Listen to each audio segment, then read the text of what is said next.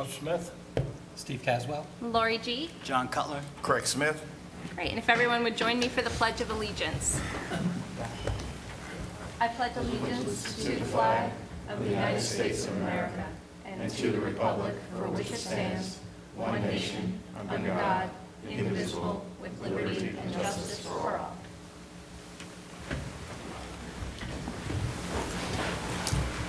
A couple of notes tonight before we'll get the meeting started. First, welcome to Steve Caswell, our newest alternate planning board member.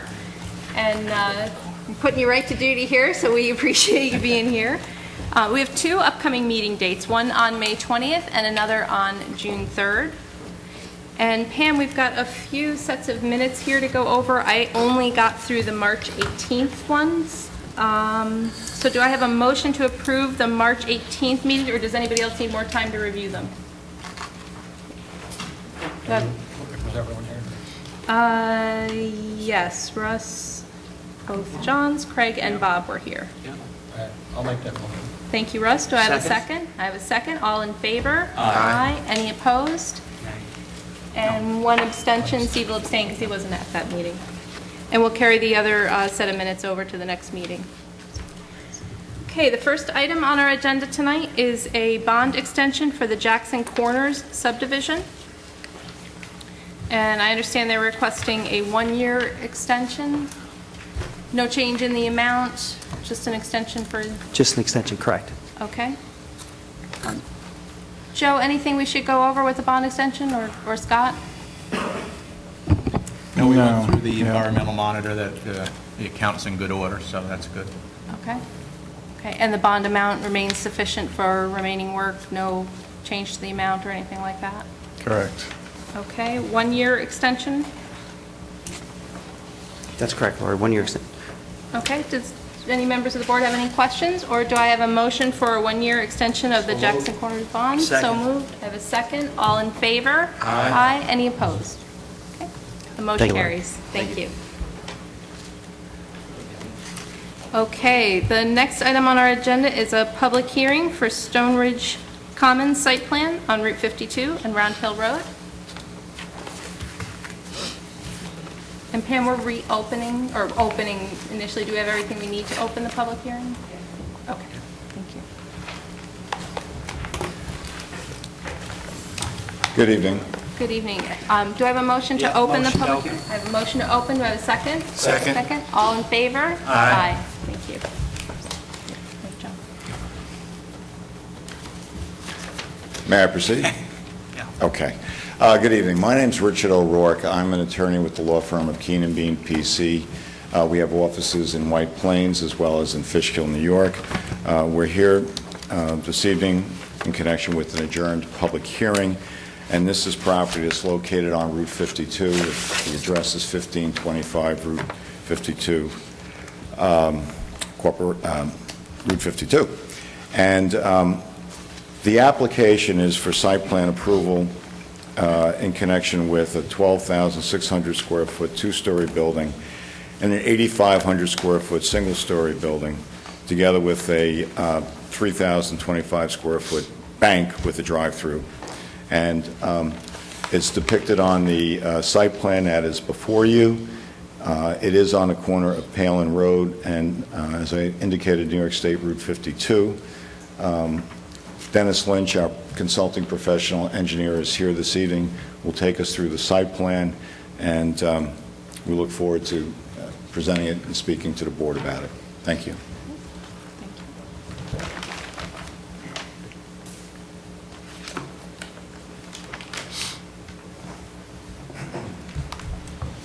Good evening, Dennis Lynch with Day Engineering. As we mentioned, we're here to discuss the Stone Ridge Commons site plan. It consists of two lots located along 52 and Palin Road. It's cut down the middle by the existing road of Round Hill Road. These two lots were created as part of the original subdivision of Stone Ridge. They had since been rezoned for commercial use. As part of the rezoning, we are proposing to add this cul-de-sac to eliminate some of the traffic that goes through that uses the site as a cut-through. The site will have access through the existing entrance that's here, and also we're proposing entrance onto Palin Road. Currently, this entrance here is a right-in only, right-out only. What we're proposing to do is adding this turning lane to make it a full movement in and continue to have the right-out. This entrance here would be, exiting would be a full movement and would restrict left turns into the site. It consists of 2 lots. The first lot here, 22, consists of a 2-story building, approximately 12,600 square feet. The side facing 52 would be a 1-story building. And then you would go around back, and along here you'd be entering from the rear, which would be a 2-story building. On lot 23 is a single-story, 8,000 square foot building and a bank with a drive-through. We are proposing this entrance here, which currently has a non-disturbance easement. What we're proposing to do, the area that we're taking out of here, we're proposing to continue down to this corner of Palin and 52. The site also has along the western property line and the northern property line of both the parcels, stormwater management ponds. As part of the rezoning, this was looked into with great detail. These have been sized to hold up to a 100-year storm without discharging and without taking any kind of infiltration into consideration. Right now, there are no tenants proposed, but there will be office space and the bank area. Okay. A couple of things. The non-disturbance swap that you're proposing, that area that you're going to add to the non-disturbance agreement, is that currently cleared or is it wild right now? Because I'm concerned if it's in the sight distance for cars that may be turning from Palin Road. It's vegetated. It's not been cleared at all. And in fact, if I may, excuse me, sorry, the swap of the land as it relates to the non-disturbance area, there's actually a net increase in the non-disturbance area of a total of 219 square feet. So the area has been extended closer to Route 52, and as I've stated, the calculation we received from the engineers that there's actually an increase a net increase in the non-disturbance area. As far as the area, just if I may, just 2 things that Dennis said. One is that while the cul-de-sac is on the property, there will be provision for emergency egress and ingress to and from Route 52 onto the residential portion of the property, so that emergency vehicles, fire trucks, and things of that nature will certainly have the access. What will that look like? Is that going to be a gate? Is it going to be? It's whatever the board wishes in terms of its final design, in terms of a gate, a crash gate, or some other provisions. We did meet with the fire department. We were specifying a regular gate would have a knock box. They didn't have any comments on it. Right now, we're proposing it's a reinforced earth. Basically, they'll excavate, put in a plastic mat that can handle the wheel load for emergency vehicles, and then they fill it in, and it's grass. So you won't have this. This is the area right here that we're talking about. That will have just grass. Once it's all installed and grass grows, you won't even know that it's there. And so far, I mean, we did go in front of the fire department, and they don't have any issues with that. The other point that I just, by way of, I'm sorry. Okay, no, yeah, let's just, can we just stick with this for a second? So the cul-de-sac is going to be, it's going to take up land from the 2 existing parcels and part of the existing road area? Is that correct? So how will that, who will own that?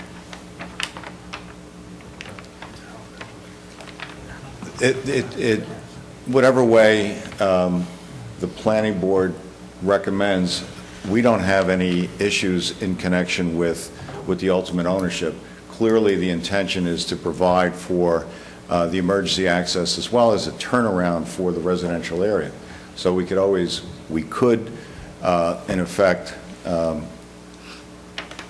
there's a couple ways you could do it, title-wise, and I'm amenable to whatever way that the town wishes to do it.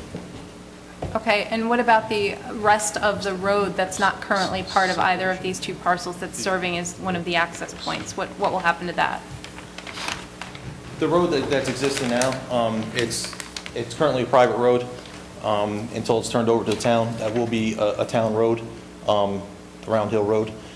Right now, what we're proposing is basically to cut it off here. This area will be owned by the landowners with easements going across easements to access both the sites, and then this portion will remain with the town.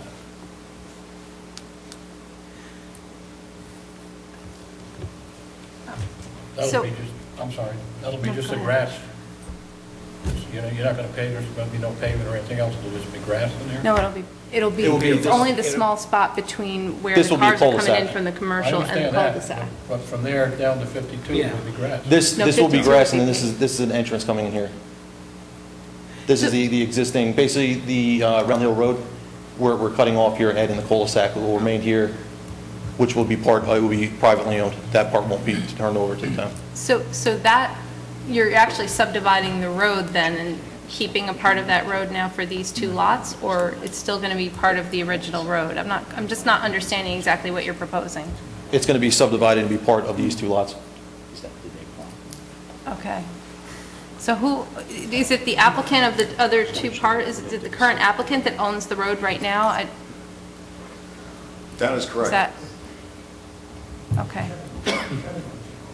Yeah, all right. Let me try to explain. The reason let me just explain why I'm focused on this. Sure. Because one of the things I realized, and we didn't talk about this, but we have residents on this road today that live on this road that are more than 500 feet from this property. So they didn't receive a notice that this public hearing is happening and that their road, their access to Route 52 is going to change. So I have a little bit of a concern that we probably haven't given notice to everyone who's going to be directly impacted by this development. And I'm trying to understand who owns what right now and how that's going to work, because for me, I'm concerned that there may be some residents that are directly impacted by this, that to the letter of the law, we're okay because we noticed everybody within 500 feet, but there's people directly impacted because they're losing this access. But this was the way it was going to be since day one when they developed this project. Did you want to? That was No, part of the this was original. Oh, yeah. I can talk about that, too. That was going to It be was in closed the off. original. when This they is- developed But it This isn't is John right now. DiDio, If who you bought a lot is in the- there right now, how would you know that this is going to Because happen? we had them put it on the plans when We did it. we subdivided it. So I sorry. don't know if you were there when we did this. I don't but- think We had two remember meetings that. private meetings with the residents.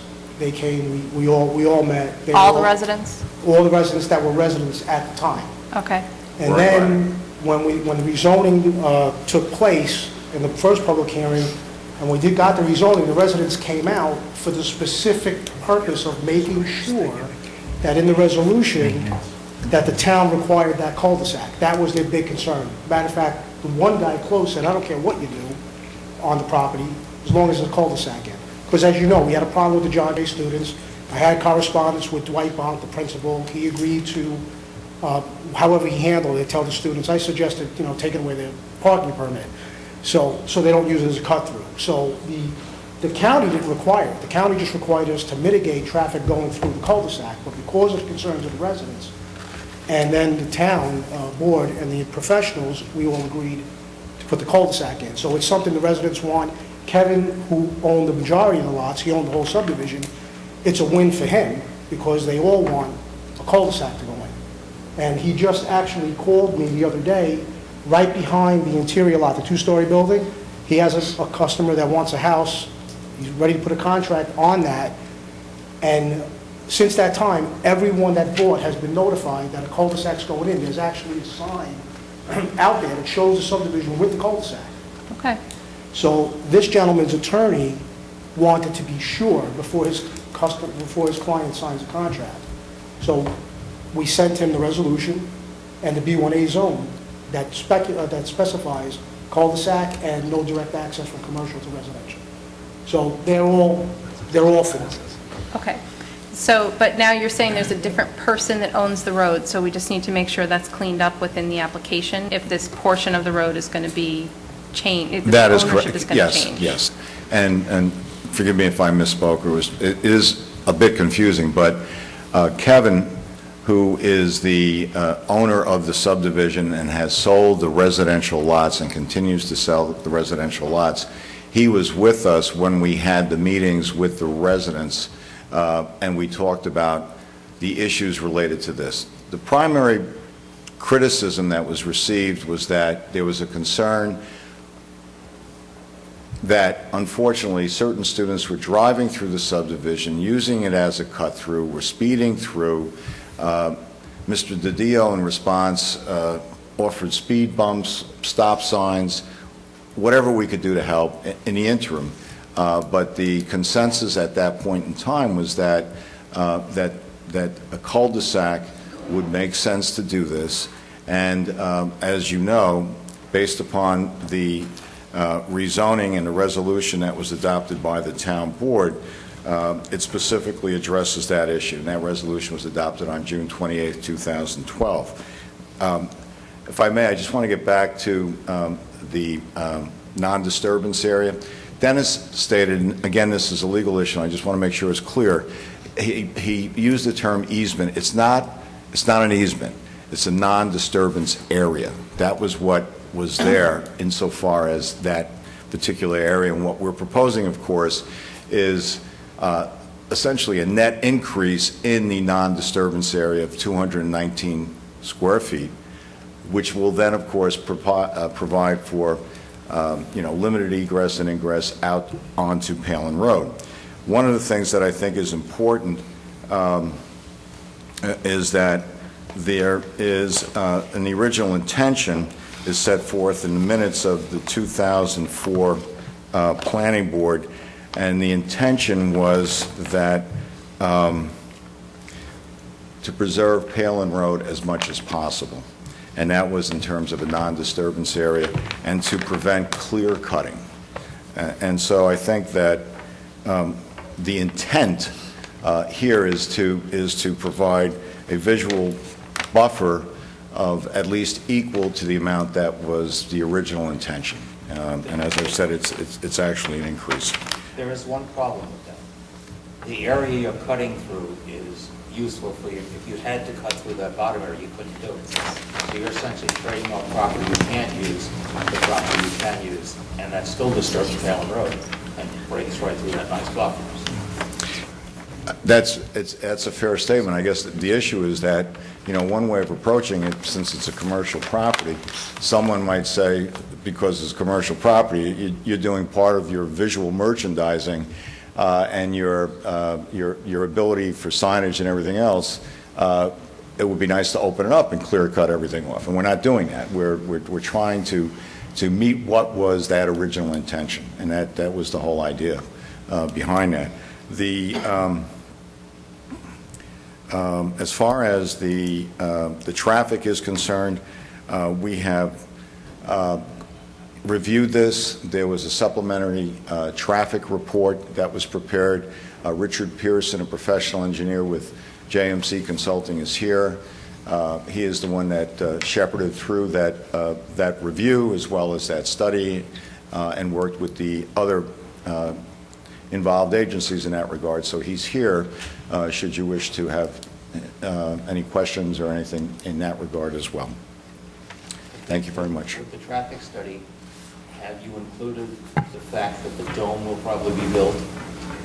We're going to have that, the John Jay gas station, and this all on Palin Road within 1,000 feet of one another? Has it been, I just wonder if the traffic study includes the dome being built? I'll have Mr. Pearson answer that because he's the PE and knows more a lot about traffic than I do. We also have another pending application across the street from the Dome for a fairly large medical building.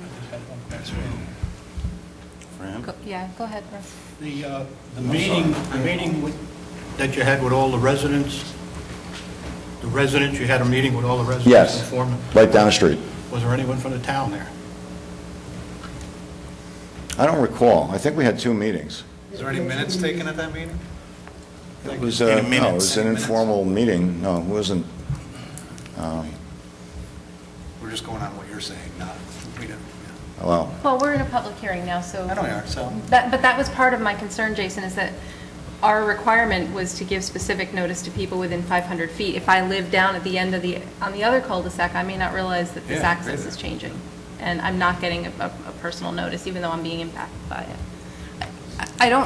I understand what you're saying. We just want to make sure that when a resident is directly impacted by something, that we've done taken the right steps, so. We got signs for about a month and a half. yeah, no, well, the signage is on the property. We certainly were not trying to hide it.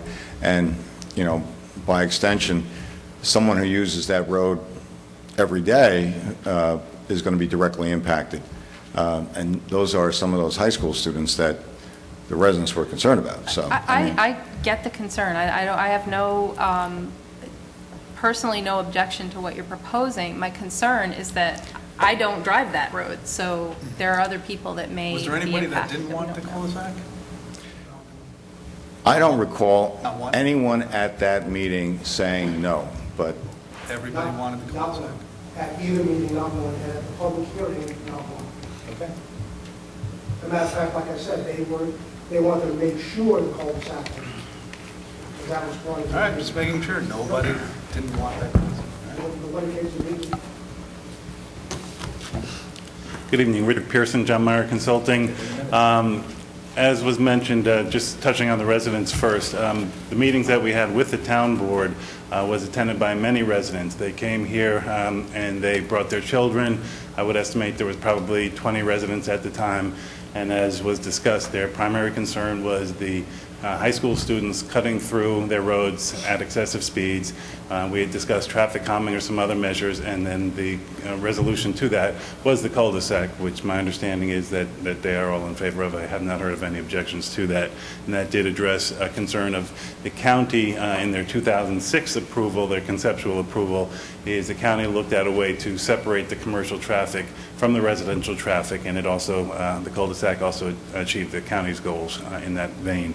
Regarding other developments, our study looked at the gas station redevelopment. We coordinated with your traffic consultant regarding the scope of the review, and we also applied a general growth rate for increases on the roads up to the year 2018. Typically with traffic is when a project comes in, they analyze developments that are known at that time to be proposed, and if developments are subsequently proposed, then that subsequent development then considers our project and the gas station redevelopment and any other projects that are active at the time in their study that they need to do. So all the traffic, I trust your consultant will be as thorough as he was with our application, and they will certainly evaluate our project as part of that study that they prepare. Okay. Is there anything about the actual entranceways and the way you're proposing the movement? I know you're limiting some left turns. What are the intersections rated, and what's the impact going to be? Well, I think your answer to the dome was no. It's not included. That's correct. Yes. Thank you. We have detailed level service tables in our traffic study, and what we have is generally the driveways will operate without significant delays. There had been consideration to having a left turn out onto 52. That left turn would have experienced long delays, level of service F and E in that range, but by making a right turn out onto Palin Road instead of the left turn directly onto Route 52, that movement for people who are destined east on Route 52 operates at a much better level of service with shorter delays. And overall, we don't have a significant impact on the other area intersections that we analyzed. Okay, and the Palin Road intersection with 52 and some of the other surrounding intersections are not significantly impacted by this? That's correct. Including the intersection by the high school? Correct. Okay, so no degradation of the level of service or anything like that? Correct. Okay. Well, it's hard to get below fail, isn't it? I don't If you're know if already those at are F failing level of service intersections. sometimes, What's that? if you're already at F level of service sometimes, at the intersection, what you can do is get F there's nothing F, there's nothing like GHIJKL. Well, I don't think yes and no. I mean, sometimes actually other entities look at the number of hours that you actually would experience an F. They actually would call it an F1, an F2, or an F3 if it was going to be isolated to 1 hour, or 2 hours, or 3 hours, and so on and so forth. So there is some variation in Fs. Here, I think what Rich was indicating is that the driveway itself doesn't experience a failing level of service, and it doesn't change the level of service in the surrounding intersections. And there's definitely the only thing that I would question about what Richard brought up was that I'm not exactly sure that not having the left out is, I don't think that causes considerable delay. I mean, I think if you were to look at everything in totality, it's all pretty similar. And, it's at that threshold of EF, but it's not a significant F, not a large day associated with that. I mean, understand, too, it's an unsignalized intersection, so, the threshold is a lot lower. Anything over 50 seconds is considered to be an F. It's a lot greater when you get to a signalized intersection. Brendan, with regard to the interior site circulation, I know we had asked for, and it looks like maybe it's in the plan now, that we had full circulation around both buildings and adequate turning radius for various equipment. Do we feel like we've achieved that for both deliveries and for potential fire apparatus? I believe so. I do think the diagrams that they provided for the fire truck are not for the most current fire apparatus, but if it needed a slight bit of tweaking, that's going to be able to be accomplished.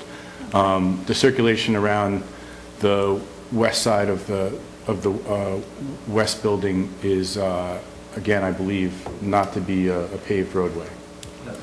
Is that again going to be the plastic that turns into grass, or is that? Yes. Okay. I guess just even maybe to expand that out, a couple of questions with regard to that in terms of, I couldn't see anything on the plan that indicated what the grades were necessarily of that access around the building, and whether the temporary surface, or a reinforced earth surface like that is going to be able to be maintained if there's some significant grade there, through the winter, so that access can stay open. The grade going along that access road, I believe, is 8%, 8 to 9%. And the concept is it would be plowed like the regular roadway? Correct. Or the parking lot? And there'd be any control between the parking lot and? There would be typical no parking signs and to keep the area clean, but there's not going to be, it's going to be grass, so no one would be driving. Normally you wouldn't see, if you didn't know that it was an access road, you wouldn't. Okay. You wouldn't be. I guess that leads to my next question of if the effort's going to, you're going to put the effort to put the road around the building, even something to enhance the internal circulation. Was there any consideration given to actually paving it and leaving it as a connection that the public could use? We can look into it. Okay. But at this point, we were just going to keep it green to basically keep the impact of the site a little, lower. But we can definitely look into if that needs to be. Or even, maybe it could be something with, some kind of porous paver as opposed to grass, so reduces that impact. But even, for deliveries or something, it might serve some other benefit. Okay. And Michelle, can we just talk a little bit about parking too? Are we comfortable that we know exactly what the parking requirements are, what the use of the buildings will be? I think the only concern I had was whether or not there would ever be any medical in any of the buildings, because at one point, previously, before we updated our parking standards, our medical office, our medical space was a lot lower requirement for parking. And then we had, and I think that happened sometime in the processing of this application. So now it's a much higher parking demand for medical. And there was a notation at some point that some of the space could be potentially used for medical. And I don't think the way that the parking is calculated currently, it's really more parked to office. And they probably do not have the current number of spaces that they would need for medical. Okay. Unless some of the space was rearranged in some way. Okay. Or reduced. And we understand that. We're not proposing medical, and I think a fair way of approaching this, as has been done in other jurisdictions, is that this approval, one of the conditions could be upon the planning board having a review power if there's a proposed use of a medical office building. Obviously, we have to then come back and we have to satisfy you if that's what is being proposed. And we modify the plan to meet the calculation requirements. That's not what we're proposing presently. We would very much like to have a tenant like that, but we don't. So I would just recommend that we simply specify that in the resolution. I'm fine with that as long as we and that's- understand what and the I think current that- proposed use is and that the parking is adequate. And I think that's There was fine. some confusion whether it was. Can they get enough parking in there if it is a medical building? Can they get enough? I don't know if they can, and it would depend on how much of the space would be used for medical. And they might have to do more paving or something like that. they- So Well, Yeah. I'm just wondering, is there enough area there to do more? I mean, a lot of it's,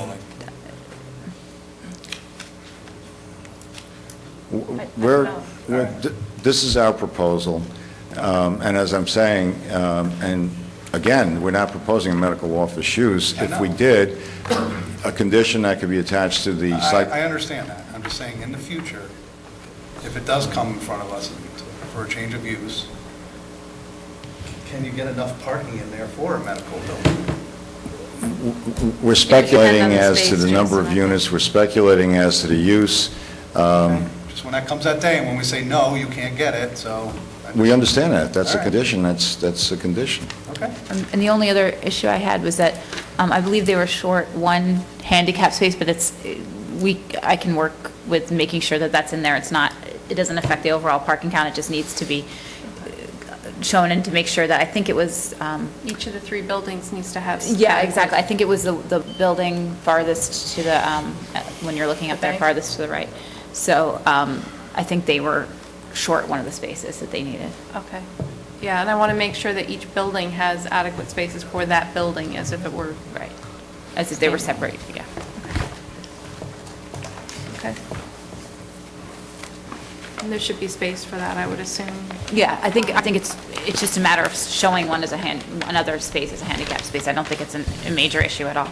Yeah, the upper floor of the left-hand building, the middle building, looks like they don't have parking against the building, so you're going to have handicap spaces where people are traversing a traffic way, so let's make sure I believe that that was my comment, was in the previous memo was about the handicap and the access for the handicap and the marking of the spaces. So, but the handicap parking here and having to go down to the, is that what you're? I want to make sure the lower side of the left-hand building should have handicap spaces as well as the upper side There's- of the left-hand building? There's a handicap space here and Okay. also here that would be serving Okay. the upper part and then the lower And then the part. middle building? There's handicap spaces along here in the interior parking here for the bank and then along the south. Okay, I corridor. apologize, I didn't see that, all right. Okay. So if you're one short, let's just make sure that you have them as close to the entranceway of, was it the bank building that was short, the right-hand building? The right-hand building's the bank building? Correct. Yeah. I thought it was the bank building that was short, but you may have, I don't know if you've revised the plan since I made that comment, so. It's not a problem, we can add another one. Okay. Okay.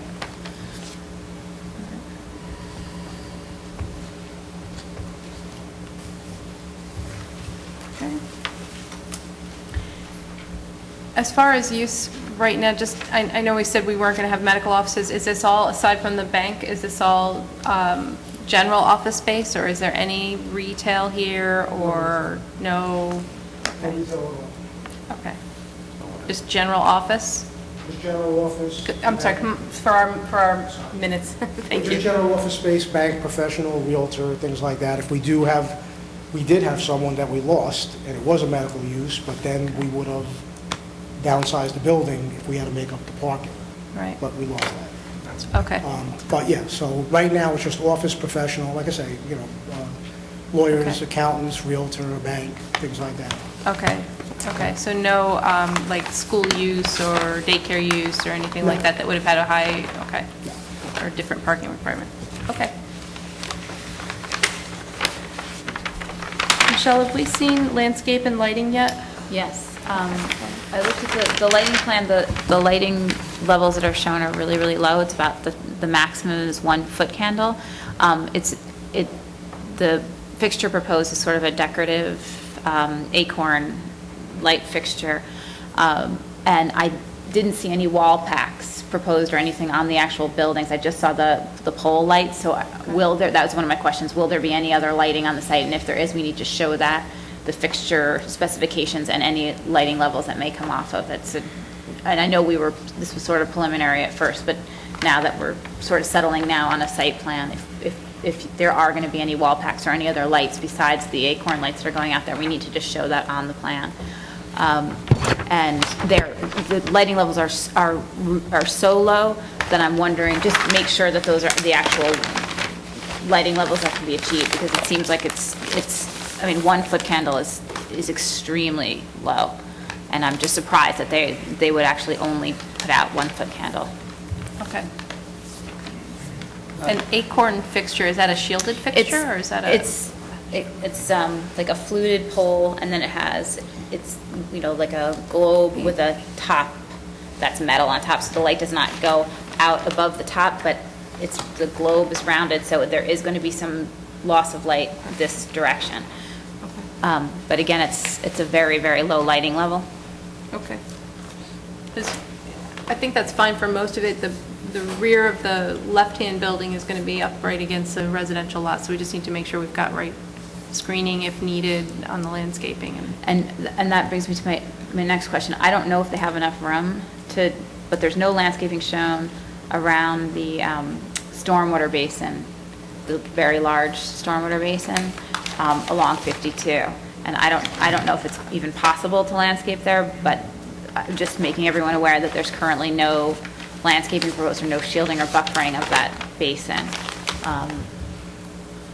They're going to be kind of grading right up to the line there, so I'm not sure how much landscaping they will be able to fit in, and if it would be allowed, basically, or would affect the functioning of the basin. So that's just a FYI. So Joe, with regard to the basins, are they sized correctly for what they're going to absorb? I'm assuming it's more than just this site, right? It's probably taking runoff from the whole subdivision. Some of the off-site area, and Dennis mentioned how, because of the downstream sensitivity, the basins are oversized from what you might normally do. They're trying to hold basically all the water from the site. To answer Michelle's question, that the slopes could be planted with some species that are tolerant of, being in that sort of sloped and sometimes wet environment. We do have some SWIP comments that we'll work with Dennis's office on those. I know the pond grading was another item we mentioned recently. It seems like they're filling up some of the base of the pond, and we could probably get the same result by building berms rather than building up the whole base. As far as the prior items with closing off the road and the land swap, our comments were that we thought that would be best accomplished in a subdivision type plan or a lot line plan, something that better describes what their intent is. They have some notes on the plans, but this is primarily a site plan application, so it seems like that should be clarified on a separate sheet so that we cover the road conversion to a cul-de-sac, the land swapping of the non-disturbance area. And, is there any of the drainage coming from the subdivision that's running along that road now that we need to be careful of on this plan? Because we're talking about making a lot of changes to this road, this area of the roadway. Or is it all coming down into the pond before? It's currently piped in that direction now, and I think they're maintaining all of those pipe runs. Okay. Regardless of what they're putting on the surface? Yeah. Okay. Right. Is there any concern if the cul-de-sac is going to be piped over, if the cul-de-sac is over the pipes, or is that standard? No, that happens quite often, yeah. Okay. Right. Some other items with the emergency access, and we mentioned this in our letter, they should probably show that detail to the fire officials, make sure they're comfortable with the type of pavement. We probably will need to see some calculations that it can withstand the traffic loading. For the grassed area? Yeah, for the access emergency driveway portion. Okay. We also think, as far as maintenance and plowing, those grass-type pavers, unless there's been some change to them recently, there have been some issues with those getting picked up, and they don't stand up well to plowing. So we may ask them to look at alternate. They could still be a paver type, but it would be maybe a concrete grid paver or something that would be a little more substantial. Okay. And for that cul-de-sac, it's just a short distance there that we'd be looking at. The gate for that would be pushed back closer to the cul-de-sac, because that's really the defining line between the town's portion and the private portion. But are we thinking that there even would be a gate if they're putting the grass barrier in? Yeah, they were still showing a gate there. Okay. Well, I mean, it takes time to get out of a truck and have to go open, I don't know. Right. Okay. It talks about maintaining that in all conditions, but we asked to have that clarified to be that the developer would maintain the driveway, because the way it reads, it could be either way. Also, having the gate in that closer position to the cul-de-sac would define who maintains which side of the gate. Okay. Well, that comes back to just clarifying the road issue, Tom. I'm looking at you only because this seems like it'll be a legal thing since somebody else owns the road right now, and we're looking at expanding part of it for the cul-de-sac and taking away part of it to add to these two lots. I think we just have to make sure we have all that in order. Complex things have to be worked out. I know. Okay. All right. Jason, I'm sorry, you had questions? I want to go back to the parking. Parking? Yes, They were showing that. the buildings are built the way they're proposed today. Is there any space to add more parking to the site?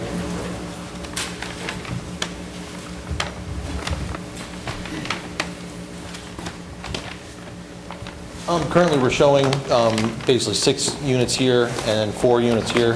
Depending on what the tenants are, that's going to obviously change based upon what the uses are. There are some areas that we would be able to add some more parking over here and over here if need be. But basically, until we have the tenants and know what actually is going on, that's what's really going to drive what the parking requirements are. I'm sorry, as you pointed to that, the refuse bin for the left-hand building is up in the upper left of the parking lot. Where is the bin for the other two buildings? Along over here. I'm not seeing, is it, I'm sorry. It's a little place, right? And there's another one off the other. Is that far enough away from the building? Yes? Isn't there another one, the other building off in the right-hand corner? Top right? Yes. Over here? No, these are signs that are here. Okay. Okay. All right. So the third building has no refuse. They'd be able to use this refuse. What we've done, other projects we use, usually banks either have a company that shreds and takes a lot of the refuse off-site, and it would just be regular garbage that would go into there, so it would be a limited amount that goes in there. And I'm sorry, just one more thing with the road. I'm assuming that there would be some sort of signage put at the entrance, the Palin Road entrance to the subdivision that says no outlet or something like that at the point where this goes in, so. We worked with Brennan's office. There are signs, internal signs, at all the intersections saying access to 52, restricted access, so there are interior signs. I'm sorry, the subdivision, the residential subdivision behind here that's going to be cul-de-sac now, up at the Palin Road entrance, the only entrance to this subdivision now, we're going to have no outlet signs, right? Yes. So we should just have something that includes that. So if you're adding the gentleman that owns the road today, we might just want to make sure that he understands that there's going to be an expectation that signs need to also be placed there. Okay. Because it's not, I don't think it's a town road, I'm looking at Tommy, it's not a town road now, so. Right. But if before it would be dedicated, that's something that would have to be done. Right. So we just would need some sort of like blurb that says that's going to be a requirement, we acknowledge that. Okay. Question, I know when they plow the residential portion, normally they would, I recall from some of the development, they like a cul-de-sac to the central island to make plowing easy. which means you'd have to make a change in the residential portion as well as the commercial portion. Usually they don't like any islands. I was gonna say, they don't like islands. Right, there would probably be a snow easement on one side of the cul-de-sac or the other, that the plow truck could Misunderstand. push everything. Misremember. Because if it's in the middle, then they're afraid they'll hit it. I thought this way they could just sweep around. Well, they can if it's rammed, but the island gets in the way or something. Okay. So you'd like it, ideally, they'd like it round without an island. Right. Okay.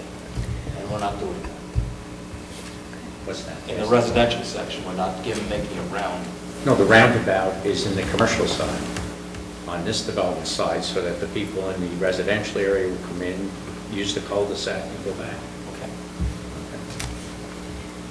Brendan, I know we talked about traffic. Michelle, did you have anything else we needed to cover before we open up for public comment? Just, have you received your letter from DEC yet on the bat, or the lack of bats, or the...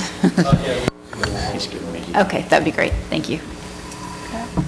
Do we want any like sidewalk or anything going from the residential area to the commercial area or no? I don't know, just throwing it out there. Any access, foot access. You mean just from within this property? I'm not sure you'd be able to put sidewalks along the entire subdivision. No, I'm not saying the entire subdivision, just, no. I was just talking about getting access. It's like running along the side Since nobody of the knows road. what's going to be in these buildings, Right. you know, I don't know. People are going to walk through anyways if they need to. It Yeah, sounded but we like they could have a- wanted separation, the residents wanted separation from the commercial Driving anyway. doesn't mean they don't want Pedestrian traffic.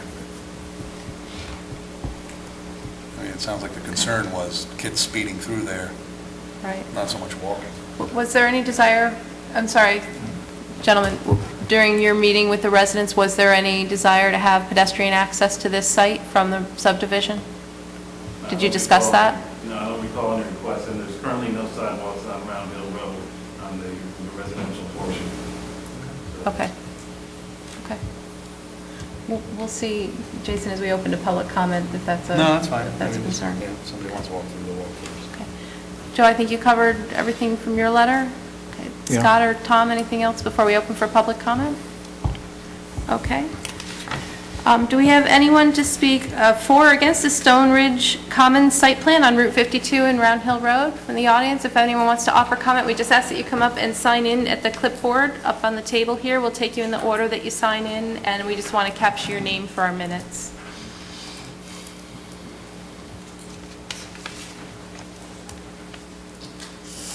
And sir, you can come right to the podium if you like. Thank you.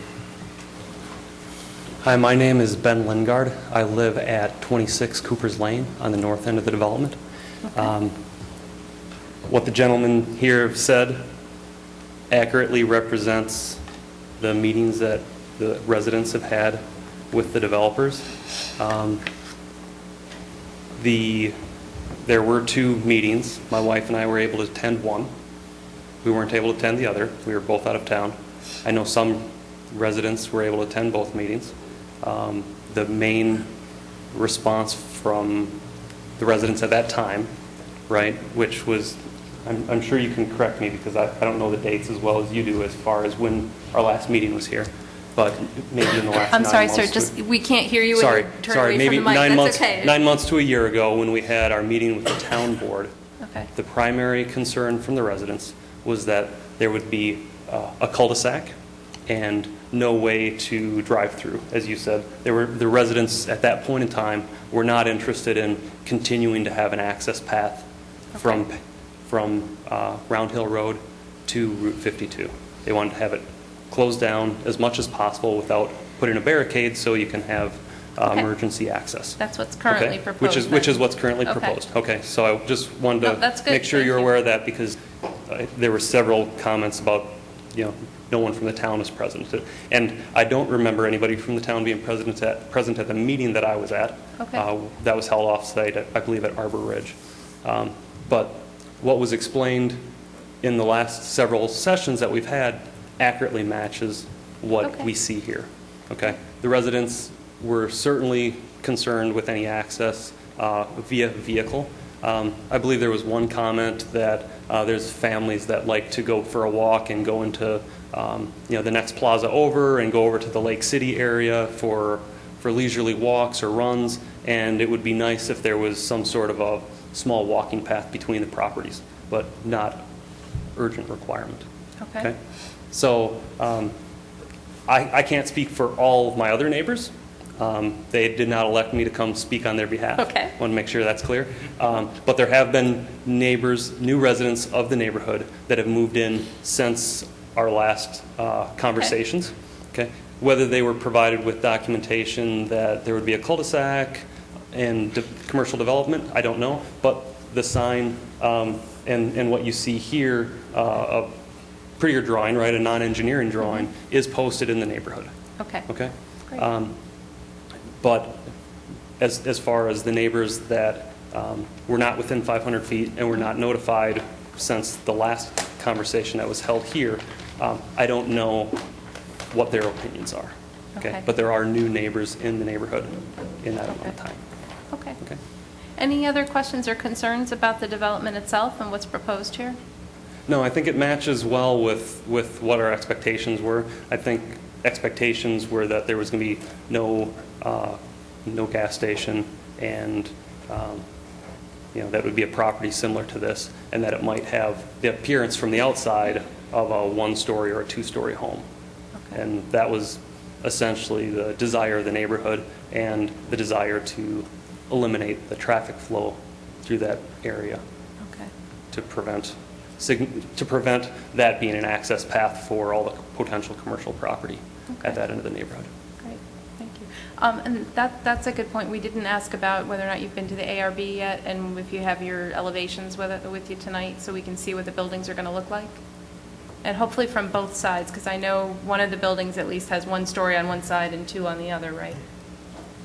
So, and just from taking a quick look, that looks like every picture that I've seen before. Okay, So, terrific. Thank you very much. you're welcome. This is building one. This is the two-story building. This is the elevation that would be facing the Route 52. 52, and this is the elevation that would be facing the residential area. And then architecture for the bank and for the middle building are very similar. Okay, let me just have you leave it here, so if anyone else would like to come up and look at them, we have it available to folks. Thank you. Do we had somebody else sign in? Yeah. Thank you. Hi, Margaret Conklin Stewart. I'm really happy that this has gotten this far with the property. I got two questions, though. First of all, is all the runoff of all the buildings going to be going into the little area there? And it is adequate to handle everything? Because right now it is retaining water due to the high rain that we had. There's water actually in the basin right now. And that's my concern, is all the buildings going to go into that basin? So, Joe, have we taken a look at the basin after the recent storms, and are we still working through the calculations for that to see that they're sized correctly? I know that they're proposing a change to the basins, so with this. Right, they're going to be grading them further and enlarging that one basin that's out there. They're building a second one behind the two other buildings, and they have provided those calculations that show that they'll be holding the various storm events and not releasing water further onto It would be flooding the downstream. marsh there, then, in other words, the marsh that's between my home and where the building is going to be. Because right now, the marsh floods and my whole back property floods out right now. Right. That's my concern. It's not the way it's It will be deep enough calculated. It's right. It's going to hold back any runoff from this portion of their site. Okay. My other question is, where's the water coming from for these buildings? Are they digging wells, or where's the water supply coming Oh, the from? water service. Well, we've talked to Scott. I know that the town is trying to work with, I guess, the Schmidt Road Board. So we sent a letter out that we're interested in hooking up, but right now there's going to be wells, unless we have water available. As you all know, part of the process of the original subdivision, there's a dry system, there's dry lines in the whole subdivision into each house, but there's no water. Can we just bring the picture back up so folks can see it from the computer? folks? So, Joe, as far as the wells go, have we looked at the wells that are going to be proposed on the property and how that's going to? Yeah, that's the health department. I mean, they show, I think, at least 2 wells. Okay. And they have a few detail sheets on health department, typical details and notes. They're also proposing on-site septics. But again, that's mainly the health department. We do mention in our letter that, there could be further down the road possibility of connecting to municipal water if everything falls in line, but it's not currently available, so they're going with wells. Okay. So as it is right now, it'll be wells, that's what's happening? Okay. Thank you. May I just ask you a question, please? You live directly behind this? No, I live right next to it. I'm on the west side of this. Okay. My property comes right where the high tension is. And right now, that's where the marsh area is? That's where the marsh is. Now, I think the intent, the purpose of the basins is to contain all the water from the site, but I don't think it's to lower the level in the marshes. Is that correct? Right, it wouldn't do that. Oh, no, I would hope they're not going to take care of the marshes. It wouldn't add to your problem, but it wouldn't help fix the... Oh, it's not going to fix it. I mean, the marsh is there. I'm not worried, I'm just worrying about additional water going into the marsh and disturbing the marsh more than it is, right? Because of the blacktop area, there's going to be water that's going to be traveling that's not there now. And I mean, I flood out all the time, but I just wanted to see that's where everything is going to be going from your buildings. It's going to go into that. But it is going to be deeper. I guess that's what you're saying. Yeah, it'll have more capacity than it has now. The second one is going to go behind it? If you look if you look above the 2 buildings on the right, you see kind of the little circles, concentric circle. They're not really circles, but do you have the pointer? If you can just. It's going to go into the left-hand buildings or the right-hand buildings? There's currently the Right, pond that's right here there. now. This is going to be increased to Okay. increase the capacity, and then also there's going to be an additional pond that's back here. Oh, so that's going to take the building from over there? Correct. Oh, that's why I thought you were going to take all the water from all 3 buildings and put it into that area. Okay. All right, thank you. Thank you. Do we have anyone else who wants to speak? Okay. Anyone else here to speak for the Stone Ridge Commons site plan on Route 52 and Round Hill Road? Okay. If you want to come back up, we need to get your application amended to have the road, the gentleman owns the road, be part of the application, right? That's fine. We can get a letter from the property owner. Absolutely. Not a problem. Actually, he intended to be here, but apparently his mother was hospitalized. Yeah. Sorry to hear that. Okay. And he was at the meetings when we met with the residents. So. Okay. Okay. I just think because we're doing things with the road that are going That's to fine. involve It's understandable changes, and I'm sure request. retitling or deeds or what have you. And we certainly will get a letter from him in that regard, but that's not a problem. Okay. But just bear with me for a moment. I'm going back through my notes. Sure.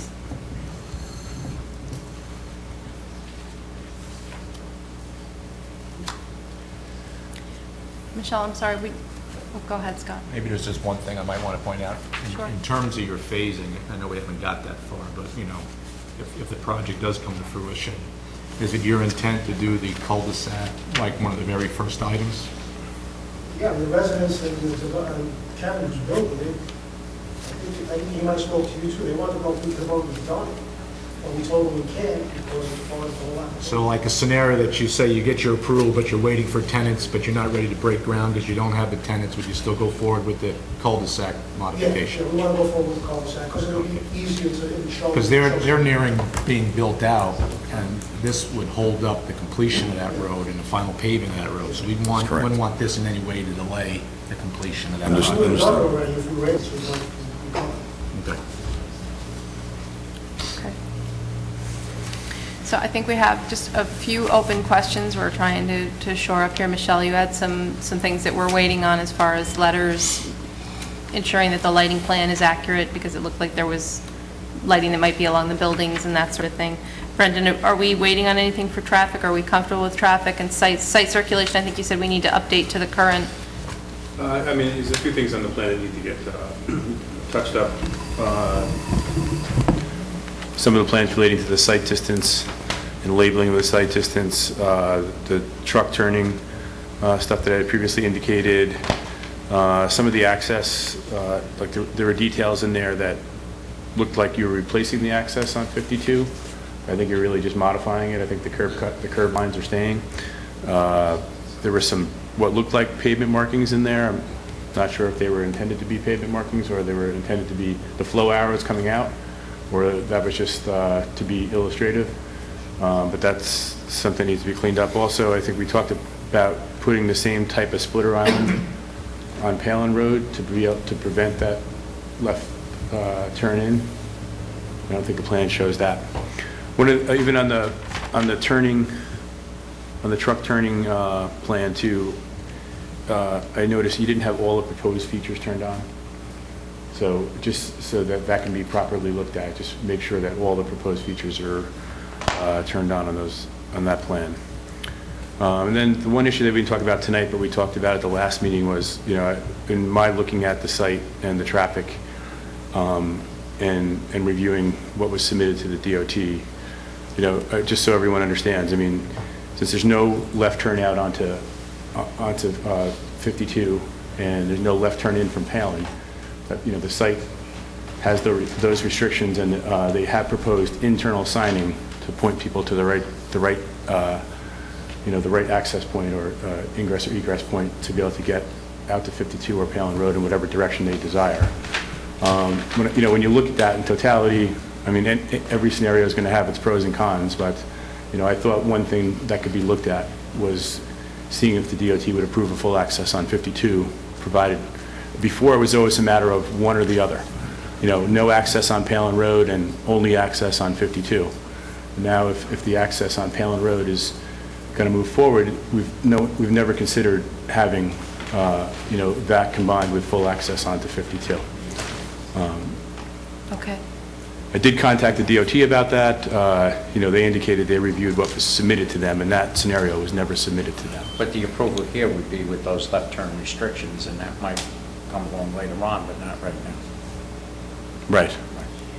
I mean, there's some potential that could even be done during the highway work permit process of this application, if the applicant so desires to, modify the access. I think it improves the circulation because people who go into the left-hand building don't necessarily know they can go all the way past the other two buildings to get out. Right.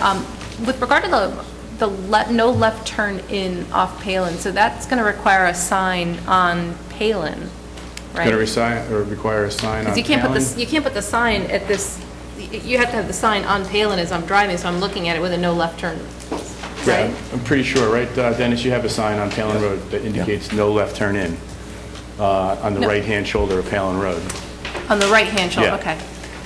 But what I was suggesting too is that they don't show us that, it's basically a raised island that would control that, to make sure that movement couldn't happen. In the 52 Right. entrance, they're going to have a raised splitter island.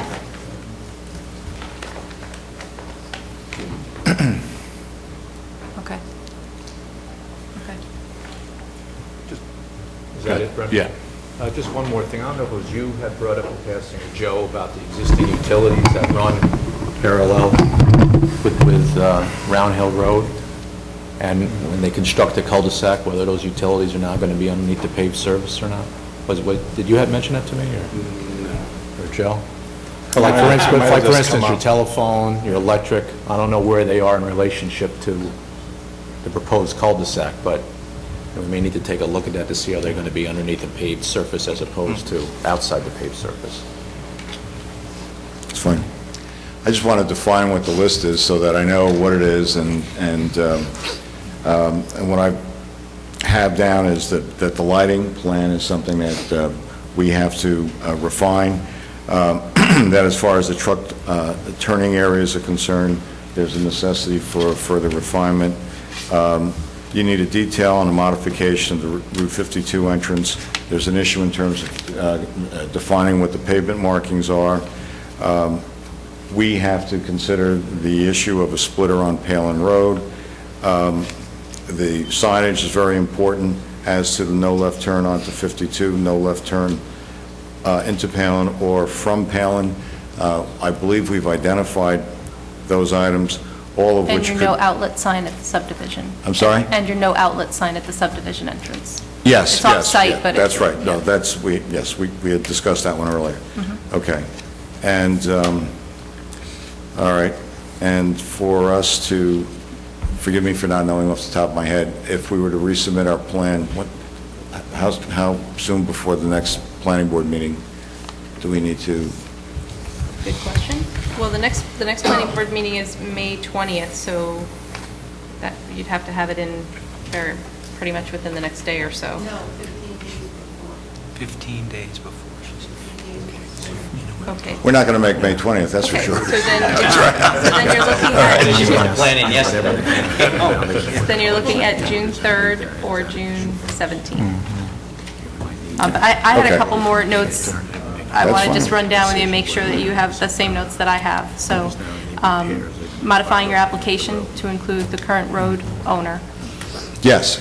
I would, okay, that's fine. There's also professionals' comment letters. We didn't go through every single comment, so there's some minor comments we didn't cover tonight, but you should make sure you're incorporating as many of those as you can and knock them out.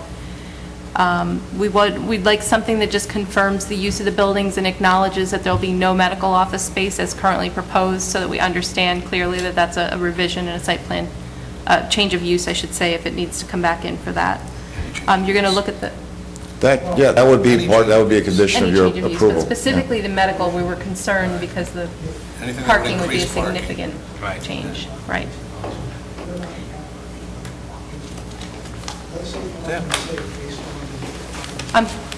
I'm sorry, we can't hear you when you're not in front of the I mic. just want to make sure before we, not that we have anybody, but before we say no medical, I know Michelle said something about the parking requirements. Right. But from what I was told also, it's depending on how many units are in the building. Right. So my question would be... It's not that you can't have medical office, it's just that you'd have to come back and get the parking approved. Right.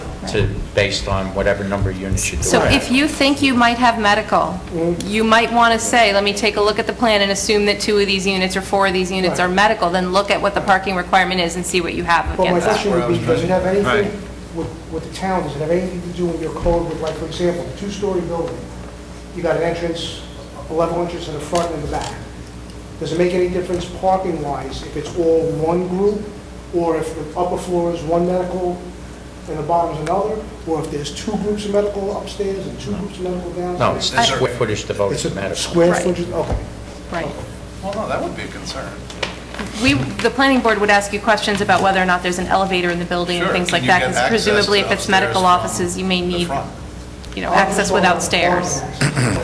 Well, that's what I'm talking about. You're not going to have a medical office upstairs with parking in the back and somebody park in the front and have to walk all the way around up the hill. Unless there's an elevator Unless they have adequate inside. handicap in That's what I front. was asked. Yeah. Does he have access to the second floor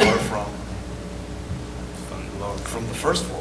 Right, but I would think if he keeps his handicap in the front for those people that are handicapped. I think his question... Okay. It's not about parking, it's not about His question was, does it matter if it's like 1 medical group or 4 medical groups? And that wouldn't, whether it's 1 medical group or 4... It's the square footage and the number of parking requirements are still going to be suites. generated the same. Right. But doesn't it make Your sense? issue would go if they're going to divide it in different entrances. So if they make the whole top floor medical and they need more parking than what they Well, have the up access is top. only from the upper floor. Then it's not the gonna have to parking be accessible. calculation that would kick in, it would be the planning board having a concern that we can't have people walking all the way around the Walking building all the way trying to get around into the and up, doctor's that's office. where I'm Correct. going. And that's why I asked So there would have to be an earlier, elevator. Can you add more parking to this site I'm with with the you. size of the buildings that are there now? With you. That they're proposing? And if they can't, they come back for medical. No, Yeah, all right. I just- it's a good point. Let me just run down a couple additional things. We thought there might be short 1 ADA space, and that may have changed from the last set of plans, but we just want to make sure you have appropriate handicap parking for each of the buildings. Correct. We said update the lighting plan. We also talked about a few changes to the landscape plan and making sure there's adequate buffer around both the basin area and the parking area and the residences. Just make sure, especially if there's light that's going to be coming off the parking lots, that we have screening there. And we can look at the landscape plan layer maybe when we bring this back. Joe had a few things with stormwater and the calculations that you're working on. And then we wanted the details of the road conversion, details of the construction phasing. And there's a DEC letter we don't have in hand yet, but you just need to give us a copy. And that's what I had so far. I just want clarification on the stormwater calculations. What is it that's still outstanding in that regard? Is there some, I'm just for clarification, just curious. What's in his letter? Yes. Oh, I'm sorry, There's a okay. memo- That's there's fine. a One of the memo conditions of the inside. letter. Got it, okay, that's fine, Okay. okay. I just wanted, because I had more notes than what you said, so I wanted to just... No, that's the whole idea, I want to,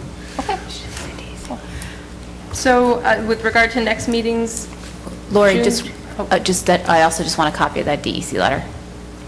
Oh, I thought I said that, I'm sorry. yeah, Sorry, no, we'll- I didn't we'll- hear it, so. No, no, that's fine, yeah, excellent. Okay. we'll make sure you get it, I promise. There's an issue right now with, specifically with the bat species. There's a real concern about times of year that we take down trees and things like that. So it's actually a much more elevated concern than maybe it would have been in the past. I'm well aware of Indiana bats. It's all bats. All bats, okay. Yeah. We've gone up a level of concern with the bats. So. Understand. All right, so June 3rd or June 17th? Well, I presume what you're doing is continuing the public hearing to, do you want to do it to a date certain, or I don't know what your practice is. Obviously, what we can do is, If we don't do it to a date certain, then you would have to renotice everyone. that's your practice. Okay, that's fine. Some jurisdictions do it differently. I'm not staying up tonight and preparing these responses, so what's best, June 3rd or June 17th? You need everything 15 days before, June 3rd. Right. So you'd need it in by about May 19th, if I'm counting days right? Has to be in by May 20th, 19th. give or take? 19th? 19th. Okay. June 17th. June 17th? Thank you. Okay. Do I have a motion to adjourn the public hearing for Stone? One comment first? Sure. I don't even know how to address this properly. Indiana bats, our mitigation is always you can't chop down the roosting trees until they're not roosting. Someday there's going to be no trees left. I just really, That's in the bothers me. province of DEC.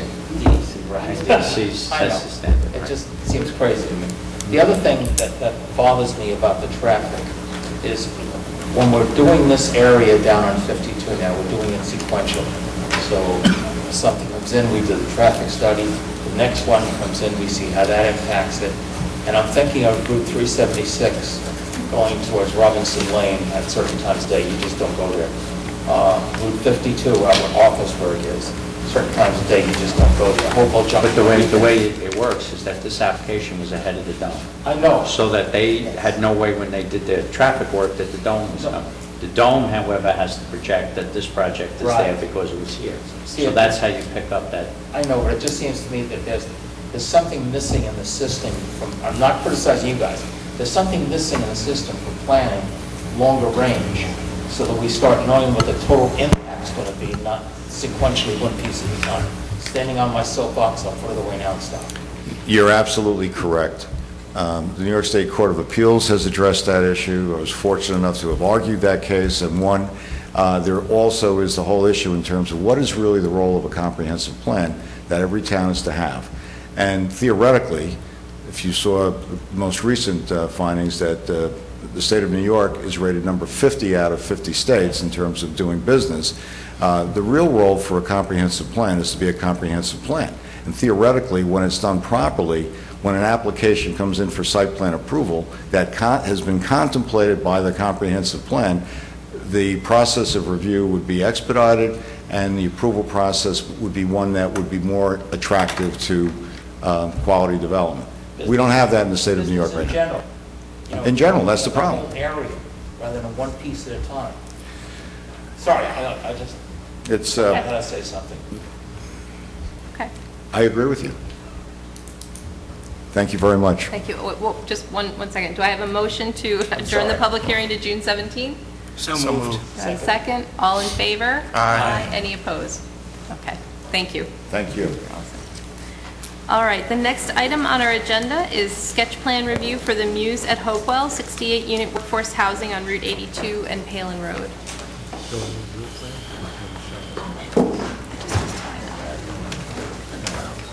Thanks. Right. Now we're good. How you doing? Hi. Okay, come on in, the water's You ready? Good evening. Chairwoman G, members of the board, thank you for accommodating us tonight and allowing us time. Thank you, Pam, for accommodating us.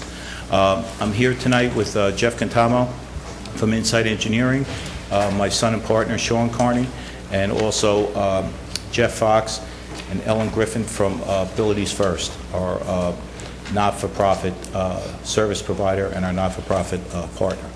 So Jeff is going to speak first to address some of the comments that were raised at the last meeting in regards to design issues and alternate entrance. And then Jeff will speak a little bit about his organization, Abilities First, and how our proposed set-aside would work, and the tenants that he envisions living in those units. Thanks. Good evening, Jeff Cantelmo from Insight Engineering, Surveying and Landscape Architecture, PC. I'm here this evening with my associate Eric Schlobaum, who's working tirelessly to get our maps up on the screen. I do have a map, which you saw from our last submission, up on the easel.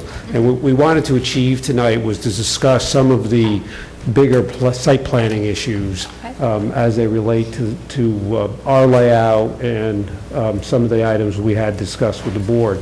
One of the things I will say to start is, we took the old site plan that we thought had advanced quite a bit in terms of review, and maybe mistakenly so, and tried to mimic that to the best of our ability. We are ready, willing, and able to make adjustments that the board or the consultants feel would be an improvement.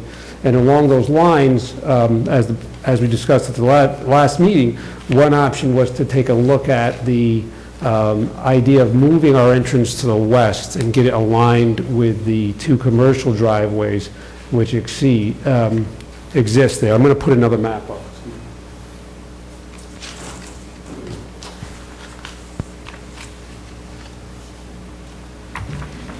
Hopefully Eric can get this up so you guys can have a little better look at it. But what we did after the last meeting is we went out and we looked at the two locations where there are commercial driveways. I'm going to show you those.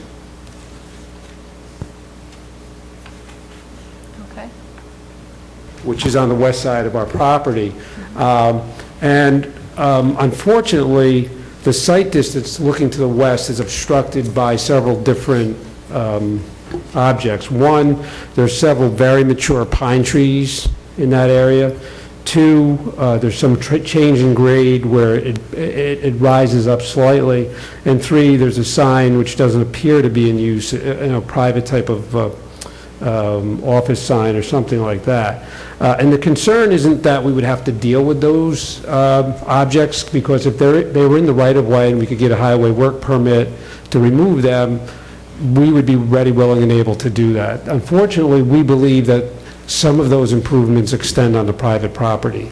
And we don't have the ability to make that happen with private property. So what we also did while we were doing that exercise is we looked at our site plan and how that could be accommodated with the entrance. And quite frankly, the site plan, we believe, works slightly better with the entrance over there. Unless the town has some magic they can turn us on to deal with the private property owners, we really don't see at this point that that's a feasible option to us as a private developer. For either, or just the westmost one? For both of them. For both of them? Yeah. How far off are you on the one that's a little bit further in from your property? What we didn't do was precisely locate that private property line. Okay, so We do have some of the highway mapping in front of our property. We're in very good with that, but we haven't extended it to the other properties. But we did have a rough estimation of it. It appeared that we would be going into their property at least 5 feet to be able to accommodate the grading and the tree removal. And then there's the perception issues with the tree removal. They're very mature pines. So, again, we did take what we consider to be a serious look at it. So I guess I understand what you're saying, but can you give me a feel for, did you need 400 feet sight distance and you have 50, or did you need 100 feet and you have 80? I'm just trying to get a sense of. Oh, okay, yeah, that's, I don't have those exact answers for you. We do know that we need in excess of 400 feet in sight distance, and we do show that on the map. The actual sight distance we have there is a fraction of that. Okay, and what we were more concerned with was how far into the property, because the DOT is not going to allow us there without the appropriate sight distance. So we're looking at it slightly different than you would be, and that is, what do we have to do to achieve the 445 feet or whatever the number is? So that's really the issue. And in order to achieve that, you have to do So that's for the left out or also for the right out? For both. For both. You have to be able to see eastbound traffic coming from the west. Now, what we have committed to do is to take a closer look at that property line. We're doing that, but I want to be very upfront and let you know that we don't believe that it's a achievable situation, again, because of the private property, not because of our unwillingness to do it. The second issue we wanted to talk about that's similar is, or related, I should say, is the roundabout that's on our entrance as it exists now. Again, we picked that up from the last application, thinking it was a nice design element. Dutchess County Planning has come back with a recommendation to eliminate that. Again, they didn't state, they basically, I think, alluded to the fact that it serves no function, I think, from their standpoint. They issued comments back to the town under, I think, the 239 MRN referral. We thought it was a nice design component. We're, again, ready, willing, and able to keep it in there. But as we get into the more detailed design, we need to know this at this point. So we were hoping to get some feedback on that element. One of the things I think we were hoping when we saw that design was that at some point, if school buses were able to traverse the site as opposed to having to pick students up on a very busy state road in the morning, that there was kind of a hope that maybe a school bus could come in and spin around and easily get back out again. That may or may not be feasible from a school district perspective on private property. Right. I totally understand that, but there was also a thought that the ability to get larger vehicles in and turned around was easier when you have a roundabout like that. I think as long as you could show that you can still have larger vehicles in, like moving vans and fire apparatus and that sort of thing, you just have to be able to show that. I think we can show it. I'll be very frank with you, we can make it work either way. As a design element, to be able to do something within that circle would be nice. If we eliminated that and put a T intersection there, we would extend the boulevard in our entrance to kind of offset that, to have a nice entry element. I mean, that's important to Ken and Sean, and we want to have that little bit of impact. But we can make it work either way. I quite frankly think larger vehicles would do better with the T intersection instead of the roundabout, but we can make either one work. So, again, we're looking for some input. Now, if you keep the entrance where it was originally proposed, you have your sight distance. Correct, that's correct. We do have to do, just to be clear, looking to the east, we do have to do some clearing on our own property. Correct, on your own property, right. Yes, that was, I think, a foregone conclusion. And Right. we had already talked about doing replanting so they could maintain the, cutting off the bad view and also maintaining the sight distance. Are you still proposing the same number of units, or?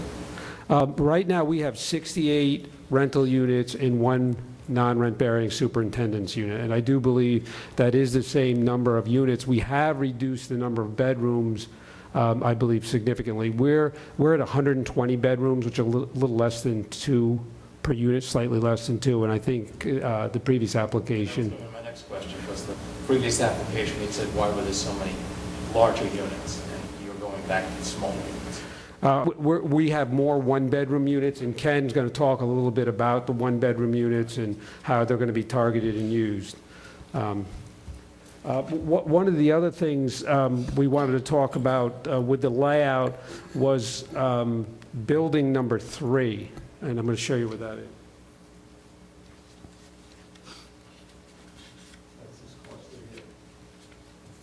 That's a cluster of townhomes that's made up of 6 units.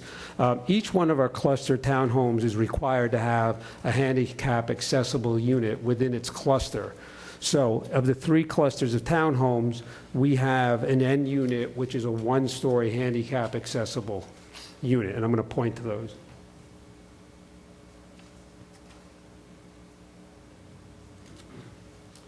And what we thought about doing was actually the architect's recommendation is to flip the handicap accessible unit to the Route 82 side of the 6 unit cluster in order to bring the scale down where it is closer to the road.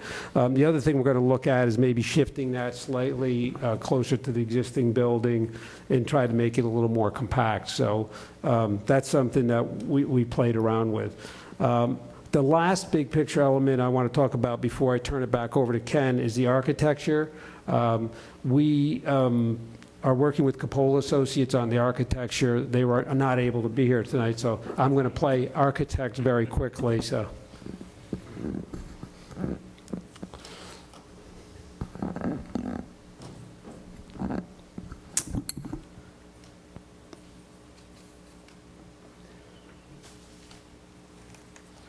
This is building 1 and 2, which are the 10 cluster townhome units.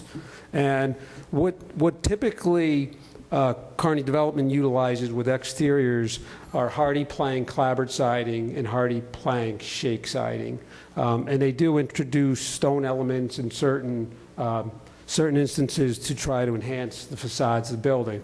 And what the architect decided to do in this particular situation is actually put the stone elements on what would be the back of the building, but the one facing Route 82, and then use the standard clapboard and shake elements on the parking lot side of it. And again, that was done in an attempt to address, concerns about how this will look from Route 82. We'll add that, there's going to be a fair amount of landscape buffering added along 82, and we will be putting together a visual rendering, which you've requested of us. We do have a cluster of existing vegetation, which will be somewhat impacted but supplemented, and we're going to try to show you more what that will look like in those visual renderings, which we'd like to advance, hopefully for the next meeting. So with the townhome setup, it looks like the backs of the building or the side that would face Route 82, it doesn't appear to have any like porches off the back or decks, or am I missing that? Are there decks there? Ken, do you know if there are decks off the back? There's patios off the rear. Okay. Patios, but ground level patio, not... Ground level patio. Okay. But no raised decks, no, right? And then, the front of the buildings will be where the entrances actually are. Now, the apartment-style buildings, again, have a similar architecture. They'll be treated with the hardy plank, shake, and clapboard. Some dormers introduced to break up the roof lines. And again, we can start preparing some color renderings of this also to give you a flavor of what a little more would it look like to supplement the renderings that we'd be doing. The last thing I wanted to talk about is Building 5. Ken's going to talk a little bit about the unique nature of that building. That's the primarily one-bedroom building, which will be targeted toward the seniors and the developmentally disabled population. We are working on an addition to that building out the back to be able to handle some program space, and it'll just protrude slightly out of the back of this building. You'll see that change next time. I just wanted to give you a heads up on that. Okay. Are there any other questions relative to the site plan before I turn it over to Ken? One question. It's going to be my next one after the size of the bedrooms. What breakdown are you looking for in terms of median income for the apartments? You going to address that? Okay. Sure. Okay, but just give us 1 second. I agree with flipping the one-story side of the building that's perpendicular to Route 82. I think that makes a lot of sense. And didn't look like you had a picture of it in the two renderings you showed us. It looked like that was a two-story side, so maybe just give us a feel for what that would look like next time. Yeah, we do have it here, actually. Oh, that looked like the two-story side. I'm at the end that would face 82, so it's the picture at the top. Oh, actually, correct. that's the two-story side. Right. If you just show us what the one-story side Right, looks like. that's correct. Yeah, this is the one-story element, so yeah, that roof line would come into it. We can get you an elevation of that, sure. Okay. Yep. Okay. And then, as far as the building 5, the one-bedroom unit building, you said you're adding an addition. Is that strictly for communal space for the Yeah, whole? Or is it going to be limited to just that building? Ken can speak to that a bit. That segues actually into what he's going to tell you about. Great. Thank you very much. Thank you.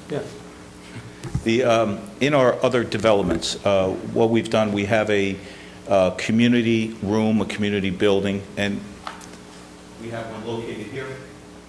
But in addition to that, when we have a special population, we will do a smaller version of that community room, and we set up programs that target the population that building is going to serve. In this case, we're targeting the seniors and the developmentally disabled. So what we will do is we will add a room. The room will be a smaller version of a community room, and off of that room, we will also have offices for Abilities First, for one of their case managers who will interact almost daily with their clients. In the rooms for that building, there will be activities that will be coordinated with the on-site manager, and those activities are targeted or geared just for that population. The other room itself, there's other things going on. We have a computer room and so forth and so on, and from time to time it's used by people who need a bigger space for a get-together. But we met with Abilities First again last week. We've been talking with them for probably close to a year now about this concept, and we feel that this room will allow not only the tenants of that building, but will allow their staff the necessary room they need in order to provide their services. Okay. The median incomes. The way we structured this, and this is different from the last proposal. This is different in a lot of regards. I think the biggest thing was, from what I understand, and I didn't dive too much into it, but the last proposal, 50% of the units were 3 bedrooms. That's a large impact. We have 12 3-bedrooms. We have 26 townhomes and 12 3-bedrooms. I like the townhomes. It's tough to fit them at times. I've built them. I have found that we do very well management-wise. We do very well management-wise with all of our properties, but with townhomes especially, it emulates home ownership. You have a front door, you have a back door, and it works nicely. So all of our townhomes, all 26 of the townhomes, will be rented to people at 60% of median income.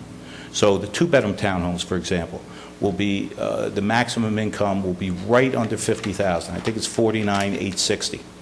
The 3-bedrooms, going off memory, are somewhere around, I think, $53,880.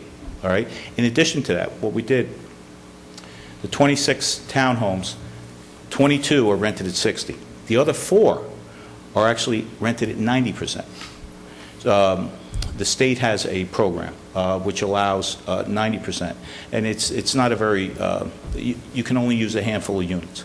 So 4 of the units are going to be rented, 2 of the 2-bedrooms and 2 of the 3-bedrooms will be rented up to 90%. So 2 of the 2-bedroom units will be rented at $1,275 a month, with income limits up to $74,790, and the 2 remaining 3-bedroom townhomes will rent for $1,375 and available to families with incomes up to $80,820. The building to this building here, the 2 bedrooms, there's 14 2-bedrooms and 4 1-bedrooms. Again, all 60% of median income. Where we lowered the income was on our building where we're targeting seniors and the special needs population. The rents will be set there at 30% of median income. And let me see, the 30%, our rents will be very affordable there. The rents will range from $345 to $650 a month. What we have found is with the special needs population and the seniors, there's a great demand at the 30% of median income level. So we like the mix. We've done this. We like the mix. We keep the median incomes high on the family units, and then we're able to lower them on the special needs and the senior units, and it works. It's like, it works. It's a balancing act. But, Balanced community. Yes, it is. And, from a financing standpoint and everything, financing, and you're correct, the community and long-term management projections, it has the right feel. You mentioned offices for caseworkers. Would you elaborate on that? Sure. I'm going to let Jeff talk about it. Sorry, I keep begging the question. But I will, we have recently, we've completed two projects with special needs populations. Well, we just completed one in Poughkeepsie. It was just, National Magazine just ran a 3-page article on us. And what we did, when you talk about the offices, we set aside a building that included some veterans. And we built offices that allowed the agencies that give the services to the veterans, instead of having to go into the units and interact all the time and so forth, it was a more professional setting. They came down to one area and they met with them. The caseworkers that come in from the VA and so forth. We have other agencies that come in that the tenants are clients of them, and we actually built offices for them in the building. So we brought the services to them.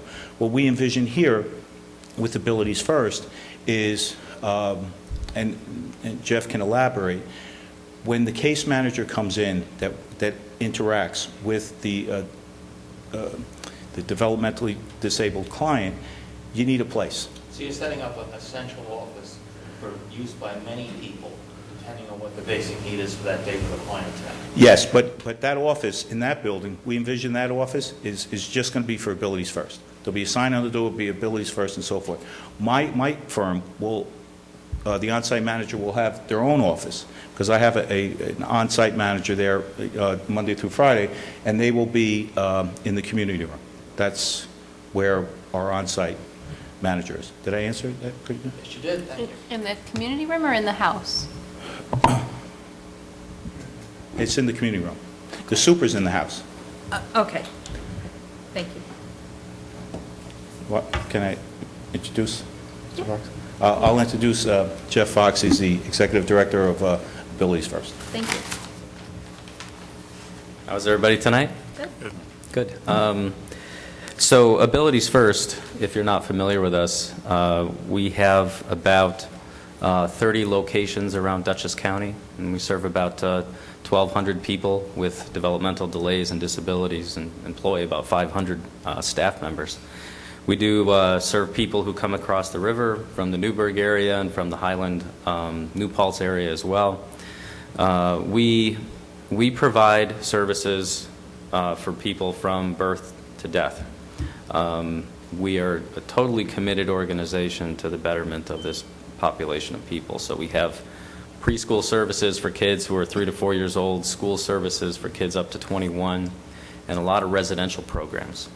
If you're familiar at all with what's going on in our industry at this point, you know that in the past 20 or 30 years or so, if an adult with a developmental disability is not living with their family or living in an institution, they would be living in what was known as a group home. So 3, 4, 5, 6 or more people, all with disabilities, living in one, what was a single-family home converted to a group home. What is being driven by the federal government and the state government is a transition now to the kind of services that are more what we call integrated. So integrated means people with disabilities served in settings where they're not isolated from the rest of the people in the world. And this kind of project emulates that concept. So people who are capable would be living in their own apartments and developing relationships with neighbors and friends in the community. Now, Abilities First is 100% committed to continuing to support these folks. And as Ken had mentioned, there will be an office setting and community room in this building. And our plan is to have staff members, case managers there for general support and for emergency situations where a person might need immediate assistance.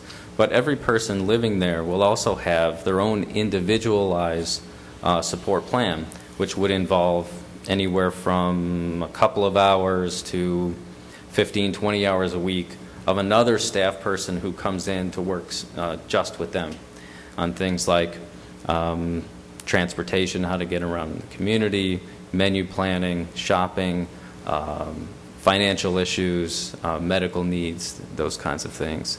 And there's a administrative hierarchy above those staff members, and relationships, not only the staff members but our administration with that person's family. So it's a total a wraparound service model around these folks, because we want to make sure that they're successful. And we're thrilled to have this opportunity to work with Ken and Sean on this project, and I was glad to have the opportunity to introduce myself to you. Now, are you looking to only have one person on site, or is there multiple? Or? Staff members? Staff members, yeah. We would look to have one centralized person, so one person who's there to kind of service the general needs of all the folks. And at this point, we're looking at about 15 or so people, 12 to 14 people. So there would be one person who would be there, say, on a 6-8 hour shift to be there for everybody. But then each individual, every one of those 14 people would have somebody else who was there to meet their unique needs on their own schedule. So if I'm a person living there and my staff member is not there at the time, but I need something, I have some kind of crisis, I can call down to the main staff person who's in the office area. If my staff member's there, then I rely on them. But as I said, the way that the service model works is based on my needs. If all I need is help balancing my accounts, and that only takes a couple of hours a week, that's what I'll get. If I need a lot more help than that, I'll get 10, 15, 20 hours a week of somebody coming in to help me with to meet my needs. Tom, does something like this, is it allowed in the zoning for this property, or? Yeah, any type of program like this is, we have to treat it just like any residential unit, and obviously a management office or office like that is Okay, allowed. so this just falls under residential, it doesn't fall under Like any kind of medical? ancillary or support. Yeah. For the I mean, I'm all for it. Well, it's I have just no like issues if a with it. person is at their home and they need a home health aide to come in every day for 5 hours to Yes. clean the house, do the shopping, help them bathe or whatever. Yes. Yeah. You know, It's that similar to happens that. all around us, and we don't, this just Yeah. happens to be a population that Yes. needs a little more. Now, Let me- my question would be, do they, will the folks be going out to workshop or work? Yeah. Let me tell you a little bit about, we did some work prior to coming here to tell you a little bit about some of the folks who are potential candidates at this point. And most of the folks that we're talking about are in their 30s to 40s. They're either living in one of our current group home situations or living with family, and folks who, say are living with elderly parents or grandparents who, can't take care of them anymore. But all of the folks that we're looking at as potential candidates do work. Some of them work for us. Some of them work in competitive jobs in the community with minimal supports. So we also run a full service employment program where we have job coaches and job trainers who help our folks out there find jobs and attain a successful employment situation. We have folks, one of the individuals that we're talking about works at Bard College, and it's kind of a drive from here, but I think she's committed to continuing in that. One of the folks also is very physically disabled, but very sound mentally. So she's in a wheelchair, motorized wheelchair, and she has a bachelor's degree from Marist and is working as a paralegal right now. So we're looking at a lot of folks who have their own histories, their own interests, and very productive people who are out there in the community doing good things. So your on-site support, not the specific folks that are working assigned to specific folks, but the general support, is that a 7-day-a-week kind of thing, or is that during weekdays for a few hours? Just what does that look like? Somebody ever be on site 24 hours, or is that? Yeah, I'm just... We've yet to determine that. I think what we would do is look at the collection of folks that actually end up here and what their actual needs are. But it could be, if that was necessary. It could be 24 hours if it was necessary. Yeah. These apartments would be all equipped with alarm systems or something like that for handicap to if they're in a bathroom, Yes, something happens. they pull exactly. it. We installed the nurse's call system, the pull cords, Okay. which are in the, right now, we install them in the bedroom and the bathroom. So if somebody falls down and they reach those cords, and then goes to 911. And yes, all the units in that building will be equipped with the nurse's call. But it wouldn't go to anyone on site, it would go out to... Here's what we do. We have an on-site superintendent who's going to live in the existing home. As part of our management plan, normally it's somebody with the family, and they'll be there. The call will go to the alarm company. The alarm company calls that cell phone right away. And if 9 times out of 10 he's there or the wife is there, and they go over. The cardinal rule is they can't reset the alarm. The fire department wants to see where it is. They don't want to have it reset. But our superintendents, they do a good job. They'll go to the apartment. 9 times out of 10, it's, somebody did it by mistake or whatever. And, they can meet the fire department or ambulance there. But that's our backup. And in addition to what Jeff said, we have a hands-on management style. We hug all of our properties. We had never done veterans housing before. And quite honestly, it was the first one outside of New York State. And there were a lot of unknowns. How is this going to work? How is it going to interact? And quite honestly, Sean and I just, we interviewed every tenant, and we interviewed all these service agencies, and it worked. It came together. But we have an on-site manager there who is there on the weekends when we're not there. And he's sensitive to the needs of some of our tenants. And we would expect the same thing here. Although I wouldn't expect our superintendent to be trained or qualified to deal with this specialized population, I think in the case of, I think they would be able to assist on a weekend if Jeff's staff wasn't there. We have a couple places. We have a couple places that are now, 12 years old, and some of our people have moved into, and they're older, and they require a lot of work, and our superintendents are busy, and it's just part of our management style. In addition to Abilities First staff, we will have our staff there during the day, and we will have our on-site superintendent as well. Okay. If I can just make one comment, and you don't have to address it if you don't want to, but I know the last time this was proposed, the elephant in the room was Section 8 housing. Okay.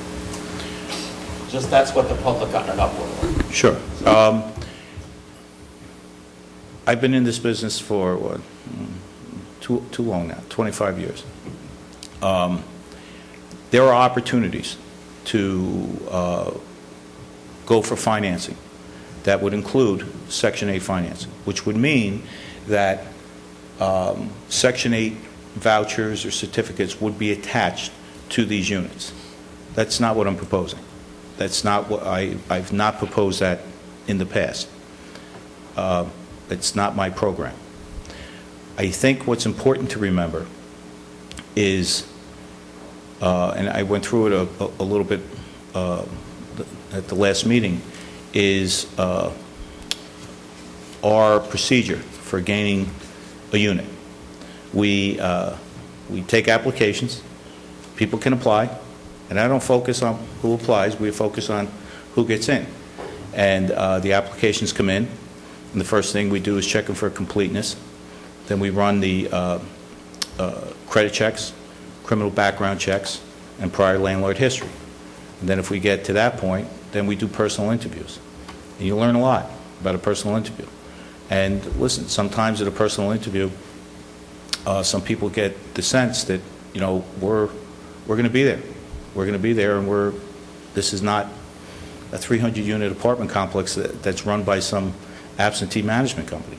You know, there's a lot of eyes here. So they may not feel comfortable with all that attention, and we make that clear. So that's what we tend to focus on. But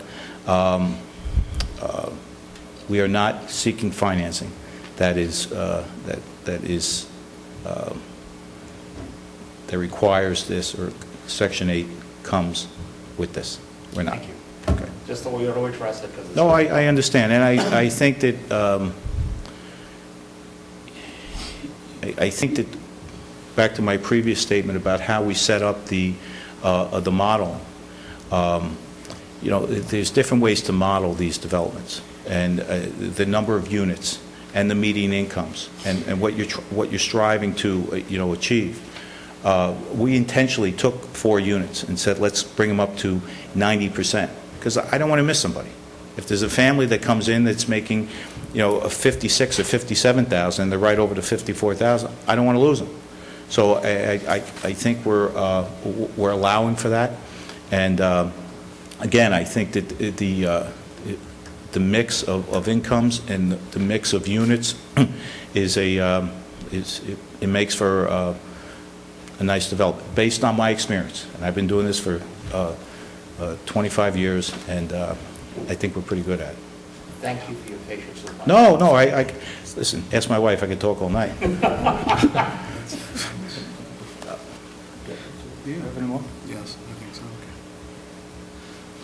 Okay. Other questions or comments? Sure.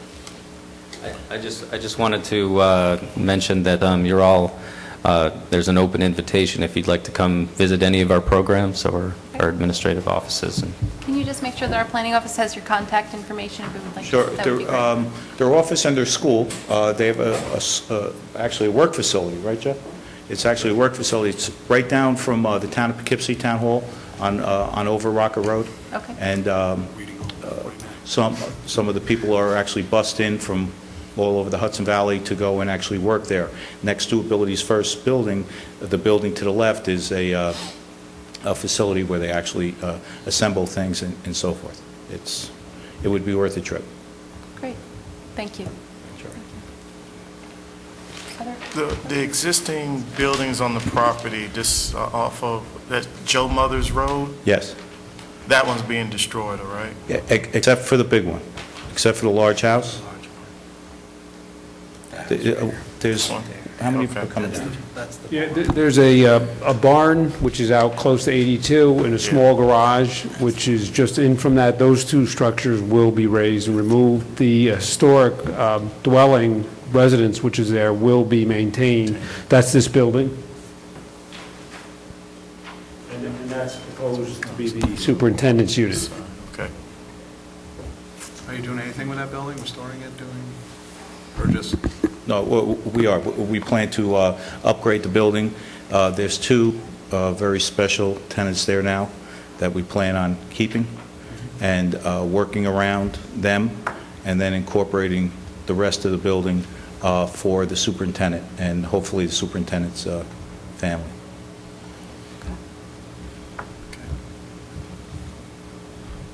Okay. Other questions or comments from board members? Anything else you need from us tonight, or any other questions from us? I know you asked for some direction on the... You never ask a developer what he wants if he needs something. I can think of a lot. You asked for direction from us specifically on the entranceway and the roundabout versus a T intersection. Does anybody? Yeah, feel that's the strong? one item that we would like the direction from.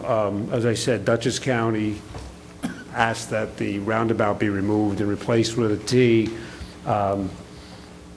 We're open either way. As I said, if we do make it a T, it may actually operate better all the way around, and we would add a boulevard then into the entry to pick up, similar green space to make the entry nice, because we think that that is a nice element. But again, if there's a preference with the board, we'd like to know that. I think if you were going to do a boulevard entrance, just for me personally, I'd want to make sure you still have the left-hand turn lane and a right-hand turn lane for folks exiting, because I think that left-hand turn out is a problem. You're going to have some queuing there. So I would make sure that you have space for that. Yeah. We actually have a partial boulevard now with those 3 lanes, 1 ingress, 2 egress, and we would maintain that. We would just extend this boulevard up deeper to the So T. you might actually be able to queue the egress a little bit more then. Right. Okay. Strong feelings for board members for the circle versus the T? I could live without the circle. I'm partial to circles, but it's just a personal thing. I was going to say, I kind of like it, but I also think that you're better off if you can queue more for the left-hand turn. It probably won't affect you a lot, but you will have queuing there if you have people leaving for work at the same time, trying to make that left-hand turn. Well, we'll take a look at the alternative, and we'll propose something at our next set of plans that we think, and we'll get your feedback on that. Okay. If that's right. Just looking at the entrance, Jeff, I know you tried to line up the driveways opposite the existing commercial driveways. I don't know exactly where the side property lines are. I'm looking at your aerial.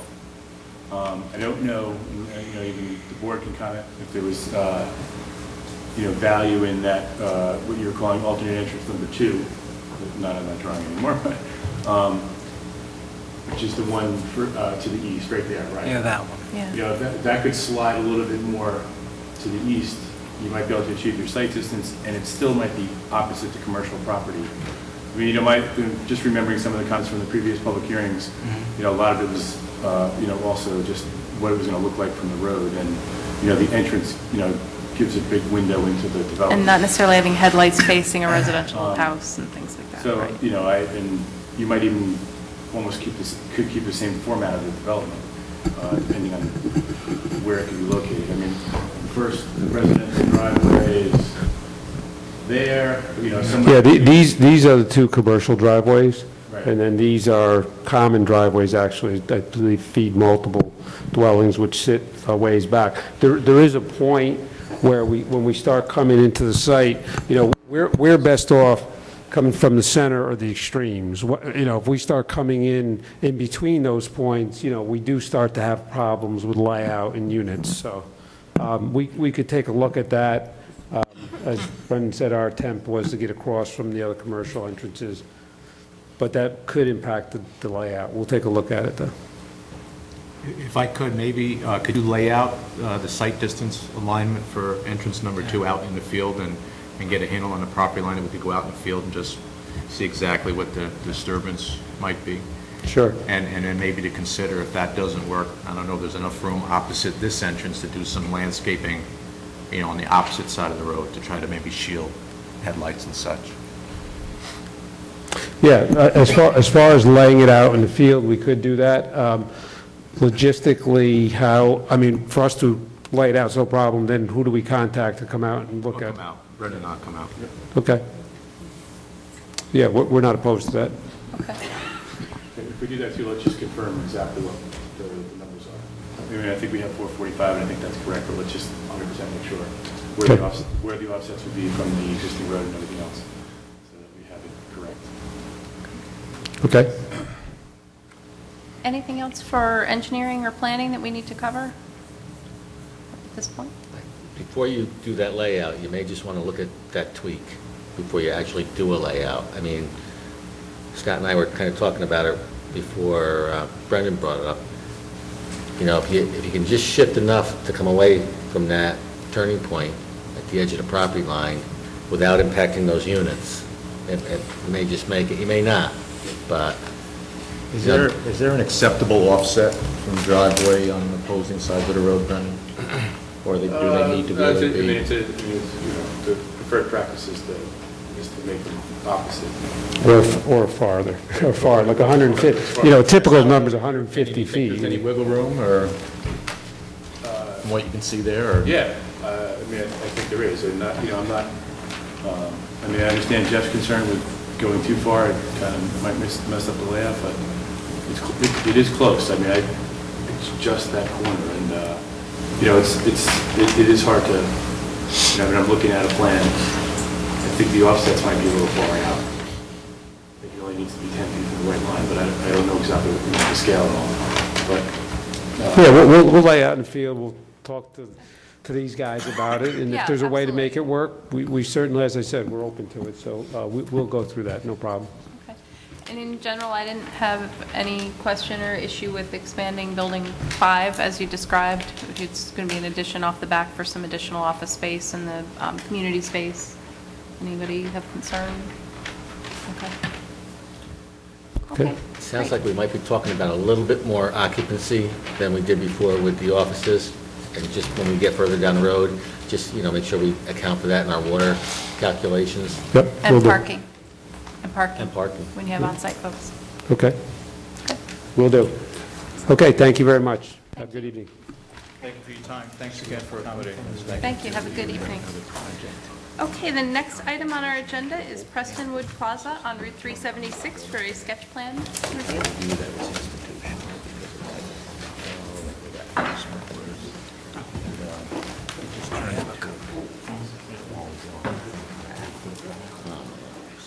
Second call, Prestonwood Plaza, Route 376.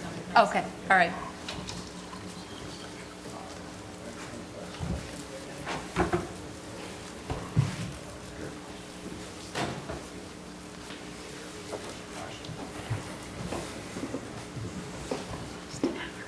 Thank you, everybody. Good night. Thank you. Have a good night.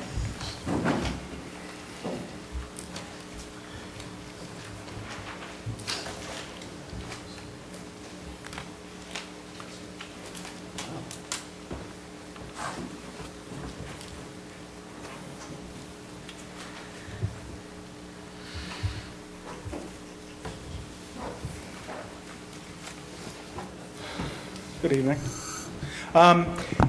We're here for kind of discussion concept. I do have something to put it, will you want me to put one up? It's kind of a blow-up of the site, or does this work for you?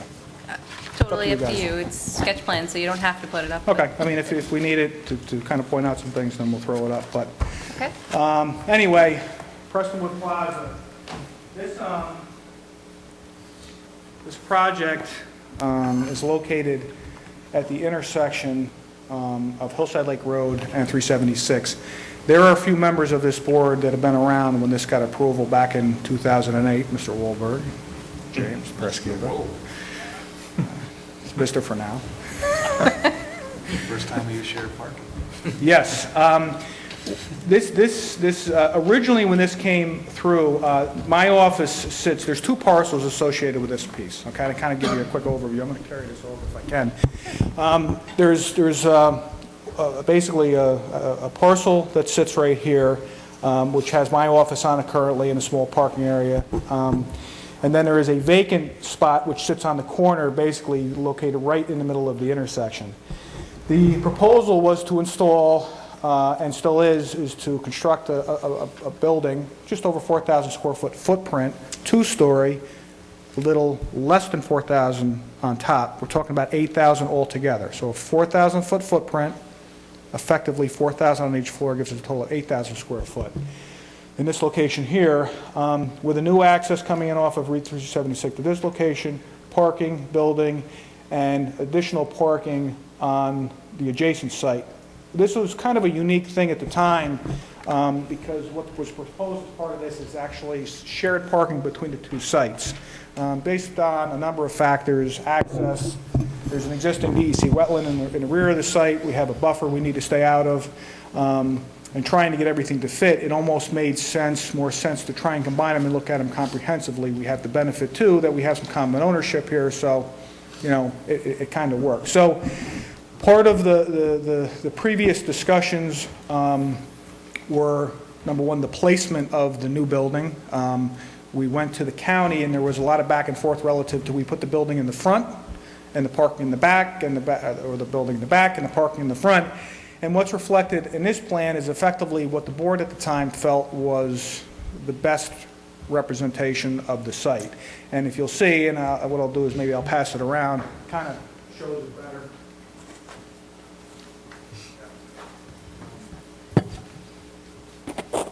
As part of trying to get an overall feeling of the building and how it lays out the intersection, that's effectively a photometric that lays in the building with the building back, kind of standing at Van Wyck Junior High School, looking at the site, okay? And I think a picture like that kind of goes a long way in terms of really giving you an idea what it's going to look like. So anyway, we go through the motions, we get our approval. There were a couple of improvements made relative to the existing fence line along the 100-foot buffer that was installed, okay? There was an existing older home that was on the Prestonwood building site, which was removed. Some foundation remains there. And then, effectively, things kind of took a turn, which you've heard before from other folks. We got an extension after a year for the site plan. We then got another extension. After that second extension, we lost our approval because we lost the time frame. So, we're back. What's changed? Not a whole lot, okay? But one thing that has changed is the component of the use of the Prestonwood Plaza building was proposed as first floor, half restaurant, half retail, office on the second floor, okay? We didn't have any prospective tenants at the time. We didn't know who was going to move in. So when you do that, you kind of do an estimate because then you back into parking numbers, you back into flows for septic and water and so forth. At this time, we have a prospective tenant for the building, okay? And the difference is it would be a restaurant which would take up the entire bottom floor of the building, okay? So what that does is it changes things a little bit based upon parking and sanitary flows and water flows and potable flows and so forth. That being said, just hit some of the highlight issues. As part of this, too, there was an issue specific to projected traffic and impact on the intersection. If anybody's familiar with that area, sometimes traffic can be a little hairy. Yeah, okay. And especially for me taking a ride out of my place trying to go home, but don't try to go through there at 3 o'clock in the afternoon, because that's when school lets out, all right? Other times of the day, it's not so bad. But what we did is we were asked to take a look at the traffic related to this particular project, okay, in relation to the existing conditions out there. And effectively, what we looked at, a full-scale traffic analysis wasn't done. I think Brendan's done some research in the old file. But we took a look at the peaks relative to the school, when they let out, when they let in, summer, the different uses in the area, and effectively the peaks did not coincide, which was helpful, okay? So certainly there was a new entry proposed. We restricted some movements at the new entrance. There was, at the intersection, the DOT had required a stop sign. At this location here, right now there's a yield sign, okay, pushes people through, but because of the right-hand turn here, the concern was they didn't want people zipping through here doing 90 and, jumping on somebody right here. So that was one of the requirements that DOT called for at the time. Is the restaurant lunch and dinner? Lunch, it would be lunch and dinner. Yeah. And without kind of throwing names out there, this is a current established business that's down in Westchester right now.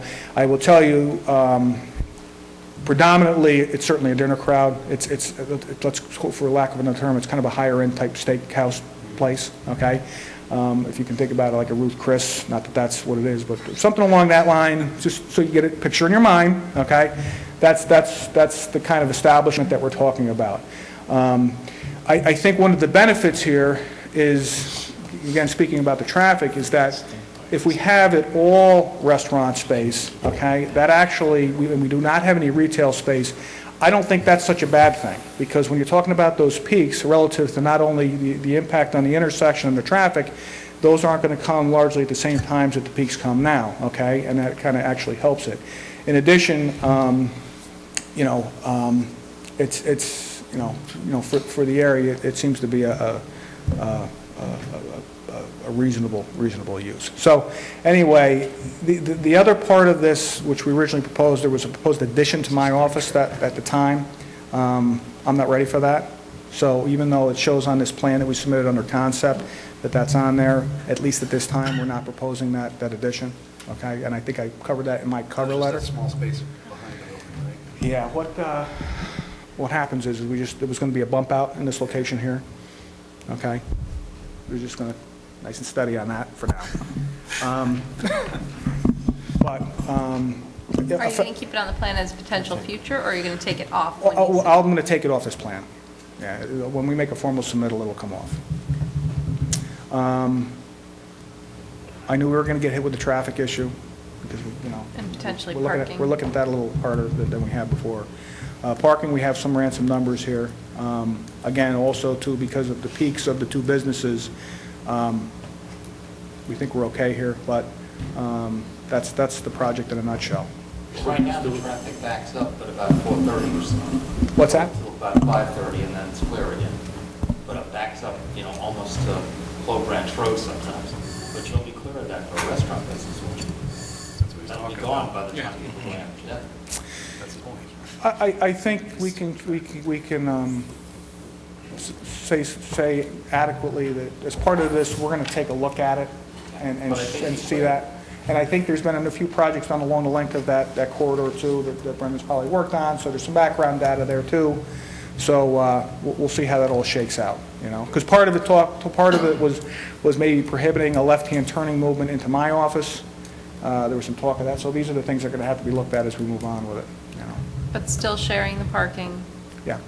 And the layout looks fairly similar. Have you changed anything to the? No. So even though you're changing the use of the first floor of the new building, right. No change to the layout, footprint? Correct. Because what happens is when we ran the numbers initially, we had overage on parking when we did the shared parking anyway. So now the restaurant does provide a higher kicker, but between the two sites, we still cover the parking requirements. So. Still office upstairs? Yes. Yeah. Still parking in the back, Mike, or? I thought we moved the parking from the back. That's not in the back. The building is proposed set back, and then the parking is in the front. And there were two reasons, if you recall, the reason why the board had kind of went that way. And this intersection is kind of crowded, so to throw a building and throw it right up on the intersection didn't seem to make a lot of sense, because it's kind of tightened up and crowded up even further. Part of it too was the issue, and at the time, the county was concerned about seeing, paved services and parking in the front. Thus, one of the things to try and buffer that, the site is flat as a plate of milk. So what we have here is we have a stone wall, just nothing crazy, but something aesthetically to try and provide a little more buffer. And it That's shows in the on picture you showed us, I think. Yeah, it shows on there, and that kind of helps, between that and landscaping and things like that. So that was the theory behind it. Brenda, do you mind sending that picture back up around? If you don't mind. Was there a left in from Clove Branch? Or 376? This Is there a left? it was proposed for a left in, okay, and obviously right in there, and Right. only a right-hand turn out. You couldn't come in here and take a left. Yeah, if you wanted to go that way, you had to sneak your way You through got the to site. sneak your way Right. back through your property. Right. The yield sign right now just says go faster. What's that? When people cut around the yield sign now. It says from the stop sign. Yes, I know that's a good thing. This is the edge of pavement. I will tell you, there is a 3-foot edge of gravelled, which I want to go out and put a couple boulders in, because people cut that corner so tight, and Yeah. So, yeah, it's kind of a launch coming around that turn, on the third turn to Talladega, taking off down 376. I think if you went back far enough, you'd find out that that swing around there was never supposed to be there. It was supposed to be a T intersection on to Hopewell. That could be, I would, well, let's get to traffic analysis, because that's a pretty heavy improvement. That makes sense, you know. Mike, in terms of getting in and out of the site, you wouldn't access the restaurant portion of it from your driveway? We'll just go to dinner. You could. You could? Would it be signed that way, though? You wouldn't put like the name of the restaurant out by your place? No, the intent was to always put a pretty large sign at the location here of Prestonwood, and then signage on the building to draw people in. This was, because you were afforded a right-hand turn here and a left-hand turn here, this is the main entrance. But it's not to say that you couldn't gain access through the Fishkill Plains site to here. You know, after time and people become more accustomed to knowing what they're doing, that's part of the back way in, you know. Okay. But it was always the intent to try and merge these two. Part of the thought, too, was, and it's happened a few times, since at least I've been there, intersection traffic accidents. It provides for a potential way for, at least a quick detour when something happens at the intersection. I think since I've been there, there's been 2 that I can remember. So in lieu of telling people to turn around back in Hopewell and make the loop. So. And one thing that was a little unclear is the road behind the restaurant building, is that one way? Yeah. That was specifically for deliveries, okay? And I know some of the comments were provide, turning radiuses for truck and fire and things like that. But the intent was to come in here with a delivery vehicle, trailer, come around, make this turn, in the back, unload, and then make your way out. Yeah, it wasn't ever proposed as like a drive-through or anything along that line. And Mike, it's just been a while since we've looked at this. The back of the property backs up against residential lots. So where's the closest house to the restaurant from the building?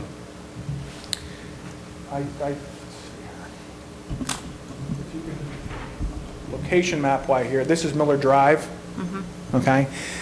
18, that would be the closest home, and I believe that house is actually situated where it faces 376. It's kind of, it doesn't face Miller, it faces 376. I want to say a few hundred feet, okay, maybe 250, 300, okay? We can certainly get that on there. I will tell you, during the course of the public hearing for this, we didn't get, any comment. In terms of people showing up, but we'll see what happens this time around. Okay, and I can't remember, were we doing a fence line, or were we doing landscaping between the back of the property and the residences? I want to say, or the tree line is there. There is a tree line that's there, and I want to say that maybe we were supplementing with plantings, but, I have sheet 104 here.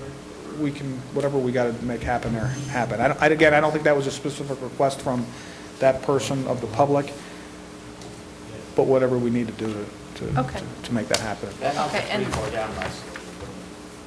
Yeah, it's the access to that home is off of Miller. It's not 376, but it faces 376. And I know we're going back a few years. Are all your wetland delineations all still current, or do we have to look at those again? Yes, Michelle. They are good? Okay. The rule was changed sometime, I'm just asking. It went to 10 years, and I couldn't remember exactly when the rule change was. We have, this was done in 2006. It's good for 10 years, so we should be good for 2016. That was just in her letter, I was just teasing her. Okay. All right. I don't have any other questions, Mike. I remember this from the last time it was here. I know we went through it very thoroughly then, so if you're not making huge changes to it, we certainly need to look at it again. With the change of use with the restaurant, certainly, understanding what the parking looks like, the site circulation, times a day, traffic, that sort of thing. We've got to look at all of that, but, the layout worked. Okay. Any other questions or comments from board members? Okay. So this is sketch plan review. You'll do the formal submission with everything you need. Okay, so at least the board is comfortable with the layout as we originally prescribed, and we can move ahead. I'm comfortable. Is there anybody have questions, or we're good? Okay. Okay. Thanks, folks. Thank you. Okay, the next item on our agenda is the Spot amended site plan on Route 52.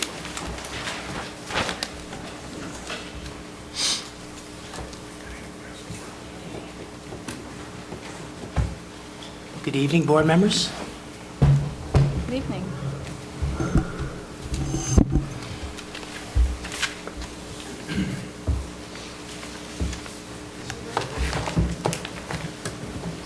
Here's a rendering of my building on 1965 Route 52.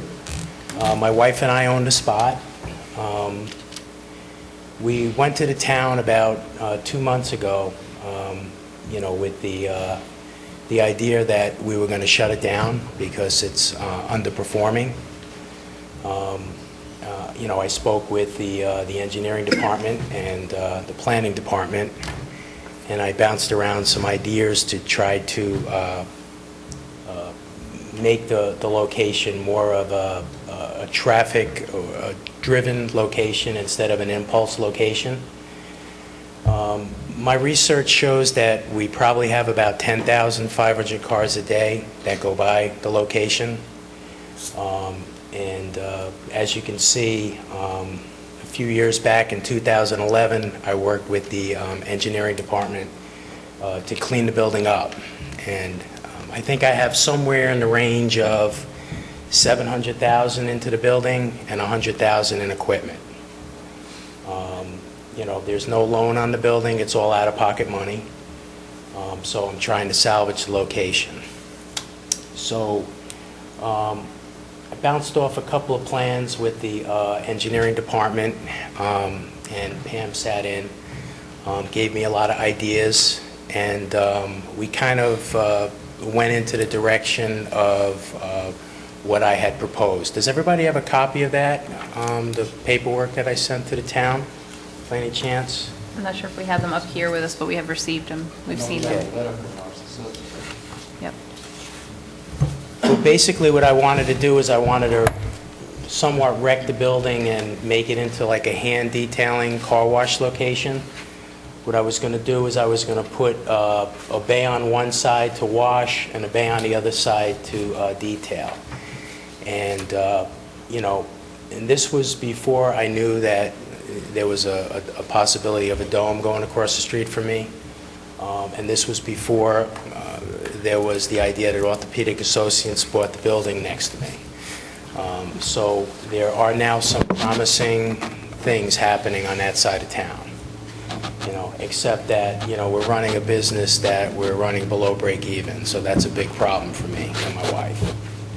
So, the thought of that happening in the future is promising. That would help the location also. So, in my letter, my narrative, I asked if eventually what I'd like to do is be able to rent the front portion of the building out to a national tenant. I've had interest from a Mexican, like fast food location. I have contacts at Tim Hortons. Tim Hortons might be interested. I have spoke to Starbucks. Starbucks might be interested once the dome goes in. So there is some interest to convert the front section of the building into a national tenant. So I don't know what my classification is now, if I'm fast food or not. Pam and I really never got that far. But obviously, whatever I do on the property, I want to make sure that, when I start negotiating, if I do, I have the blessing of the town and the board. As you look at these national tenants, are these folks that require a drive-through, or would? Well, I would not offer it as a drive-through, and if they needed a drive-through, that would be, their responsibility to come in front of the board and see what the board's reaction was. But I'm not looking for a drive-through around this building at all. That's not what I'm here for. But what I do want to do is, on the back side of the property, I have a very deep piece of property, and it's amazing that it meets the criterias of the town's special use permit car wash facility. So working with the town engineering department, we kind of sketched a few things up. Some of the ideas that came up, or some of the concerns is that if I was going to go national, I would need a WD-40, which is a truck turnaround. And I think on the plan that I submitted to you guys, I think I made that happen. My big concern was to try to keep the structure in the back of the property away from my existing tree line, because I did not want to impede on the houses that were in the back. So I did everything in my power to try to keep, the building up a little closer. So basically, I'm asking for, I believe, it's a 27 by 46 addition, building to be put in the back of the property, which would look exactly like the building in the front that the Architectural Review Board has already approved. So I don't know, what you have, or if you want me to pass around some of my plans, you can see them now. We I don't know should if take you a look at what you have. We can give them back to Yeah. you, but, yeah. So If you have a what I did is larger I picture on your board, we're fine to look at the board, too. I don't know if you're going to be able to see it up there, so I'll pass it up to the chairman. Okay, I put together, personally, I did my own site plan. Okay. Okay, I did a lot of research on the town codes, the DEC codes, the state codes, and I think that I meet a lot, if not all, of the requirements. The other question is I was able to find a water recycling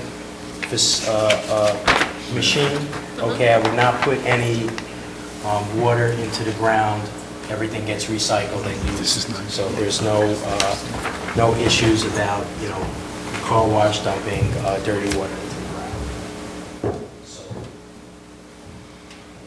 So it looks like the building would sit perpendicular to Route 52 in the back, so you just want Correct. You just want to make sure that the visual from 52 would have, something nice, either a window there or something Yeah, like that. yeah, there's an elevation that shows that side of the building. Okay, and basically it would look exactly like what you're seeing up here. We're not looking to change I'm not looking to change the front of the property. Yes, correct. I have, if anybody has ever been to the site, I put in Belgian curbs, I re-blacktopped the property, I put in a new septic system, a new grease trap, I put in a new pumping station, I replaced all the parking lot lighting that was there. I put in a huge generator to run basically half a Hopewell, and that's all covered under the fence. You can't even see it.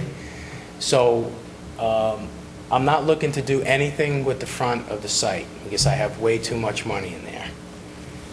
My other option is to just put a chain up in front and pay the taxes and the building insurance and hope something happens on that side of town. But I'm just looking to try to generate some money out of the back of the property to offset, some of the losses that are taking place in the front. So I So Michelle, think for that, the combined use,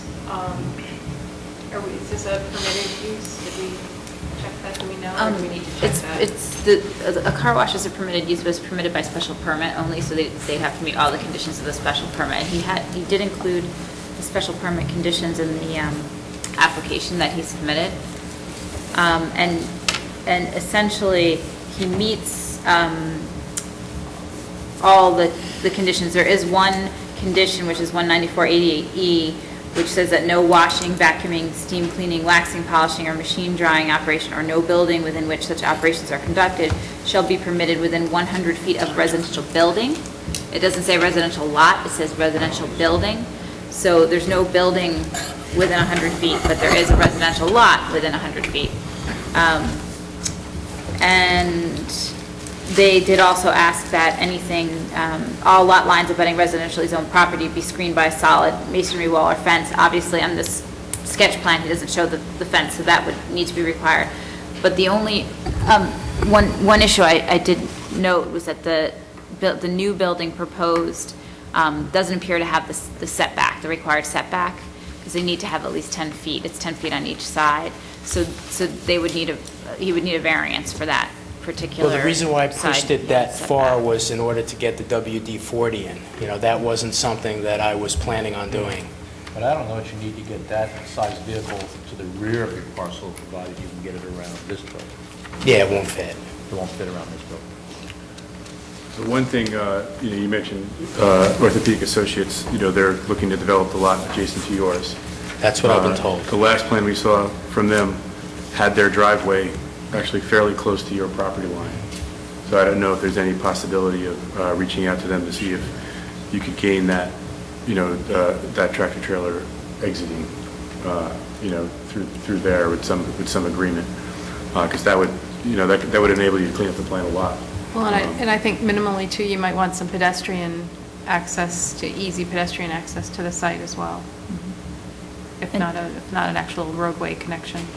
And I can't tell because there's, obviously it's just a sketch plan, but I know that Orthopedic Associates had some wetland on the site, so I don't know if any of that would affect your plan or not. My site is not wet. I don't have any wetlands on my property at all. But you can't be within a certain distance of a wetland, so hopefully that wouldn't be the case, but we just would need to check that. Right. Just the other thing I wanted to point out, when you first came in, we were talking like detailing. I know subsequent to that, you got into like... Yeah, well, that's the other issue. Oil change, which we didn't really comment on. We're going Right. to leave that to the planner to comment whether or not that fit, or is that above and beyond what's permitted in that area? Well, there's the special use permits are a little bit convoluted because there's car detailing also specified under an auto detail an auto repair facility. So there's language in both locations. So I would need clarification from the board as to how you were going to want to classify me. And I can pass that up to you also if you want to read that. I was noticed on your pump, your capacity for, I guess, filtering the water, recycling. Yeah. It says 10 gallons a minute, 150 gallon capacity. How much does it take to wash a car and how long? I assume That machine right there will do up to 50 cars a day. 50 cars a day, Yeah. one day. That one machine, correct, yeah. But I mean, you only have one day. Yeah, it'll be only one bay, correct. But it's detailing or it's car washing? Well, it's going to be wash it first and then detail it. Okay. But it could be just washing. It could be. If someone makes an appointment, I can wash their car and get them out, correct. So it's not an automated system. It's not going to be an automated system, so that was another area that I think we needed to try to clarify how I would be classified. Because I think with an automated system, it's a lot more work. Because there are three ways that the town classifies a car wash, but I wouldn't fall under any one of the three ways. And I'll pass that up to you guys. Depending on the classification, has different queuing requirements. But a hand car wash doesn't really fall under, That's what I understand. so we'd have to have some judgment call on required queue length. So this will not be a conveyor type, correct? Correct. Is it going, no, from the position of the building, it's not going to be a drive-through. That's correct. So I think at most it's a self-service, even though it's detailing. It's not, well, the self-service is when you get out and wash the car yourself. I'm going to wash the car for you. You're not going to wash the car yourself. So there's no wand? Correct, for anybody to do it themselves, because it'll be inside my building. Correct. So that's what we needed a little clarification So you're intending on. somebody drops their car off, That's you're going to correct. get in the car, drive it into the building, That's clean correct. it, drive it out of the building, Right. detail it. Right. Okay. And the other reason why I need some other clarification is Some of the things that you do at a detail shop, okay, are in the classification of an auto repair facility in the East Fishkill Code. Like, for instance, you come, you drop off your Corvette, you want your Corvette washed and waxed, and while you have it, oh, can you change the oil? You know, someone who brings a Mercedes or a BMW to me is not going to take their car to A&G and get the oil changed.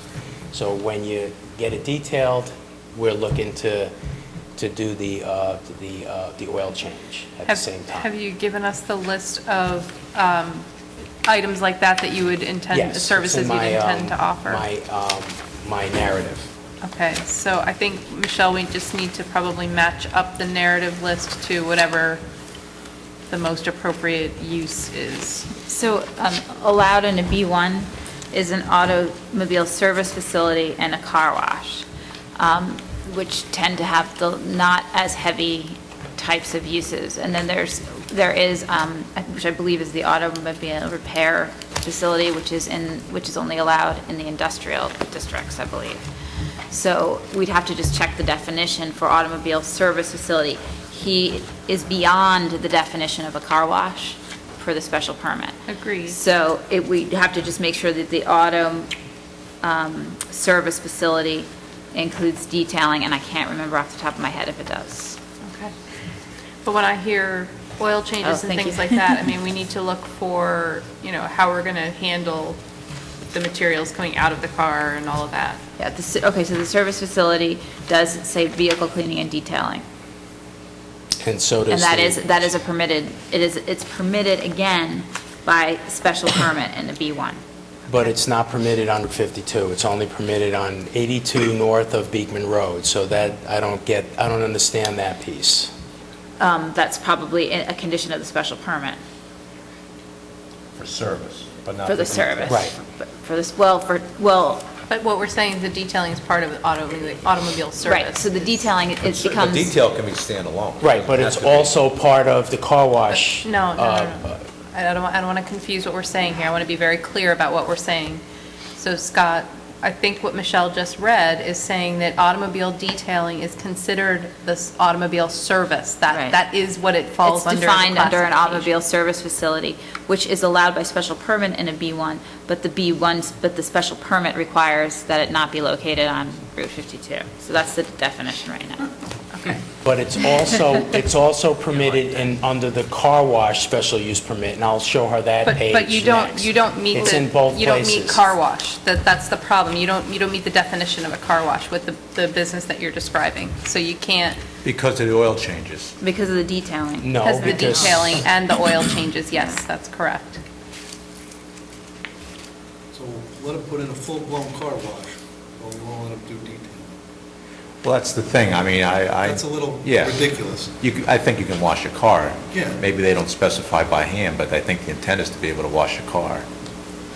So I think that's separate and apart if you For want to start whatever changing reason, the Scott, we oil, got which- real detailed with the description here. Yeah, I don't The know why self-service, they it says a chose car that. wash facility where automobiles are washed by the driver of the automobile Right. using machinery provided by the management of the facility. And I think the restriction on the detailing was they were probably concerned about paint and other issues. So that was probably why they wanted to exclude the detailing from the car wash, because they didn't want it washing into whatever system.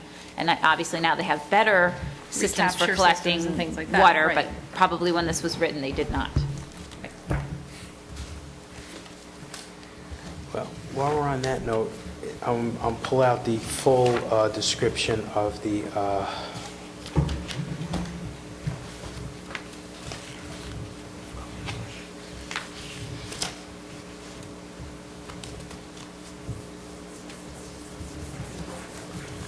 see, now here's the point I was trying to make. It's also permitted under the car wash section, where it says waxing and polishing.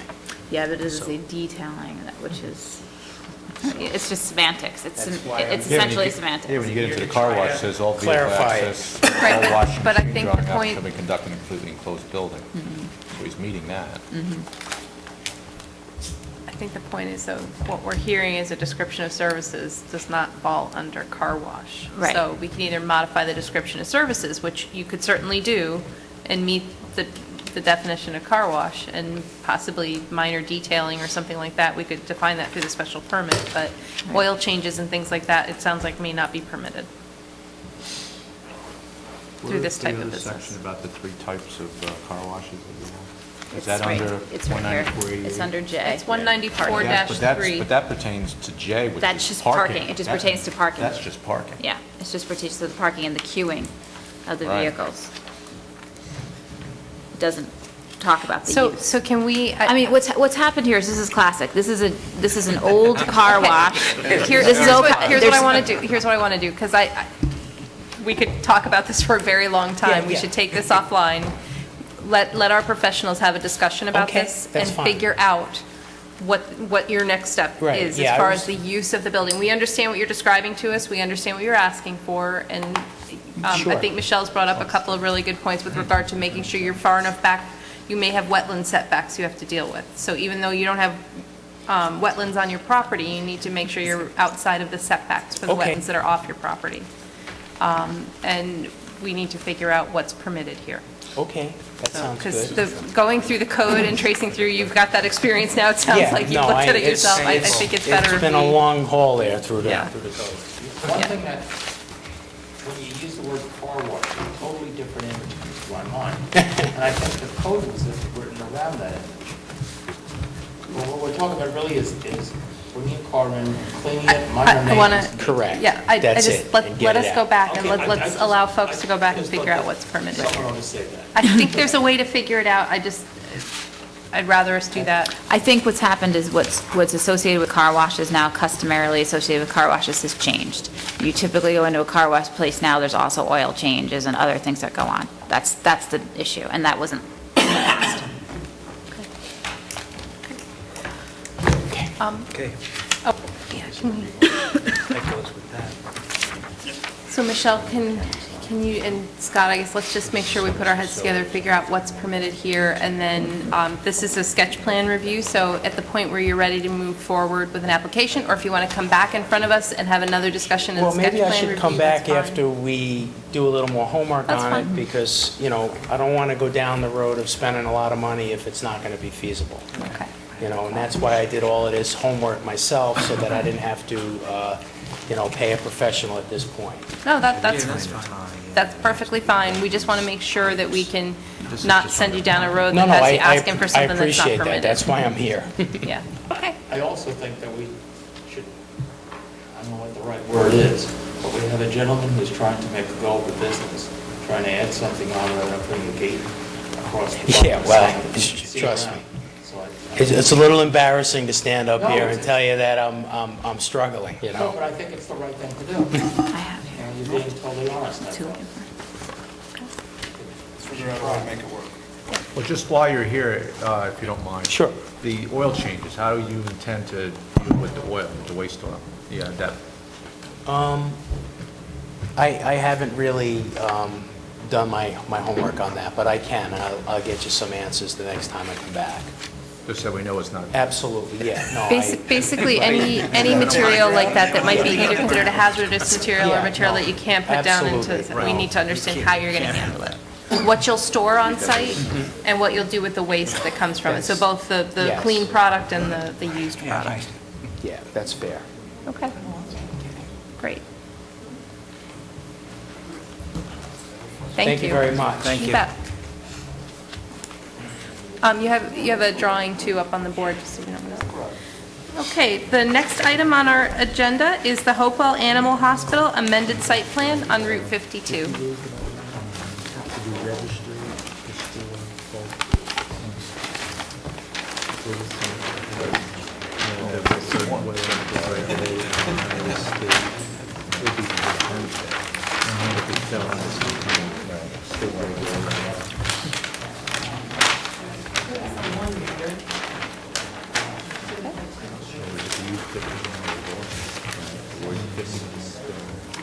That you replaced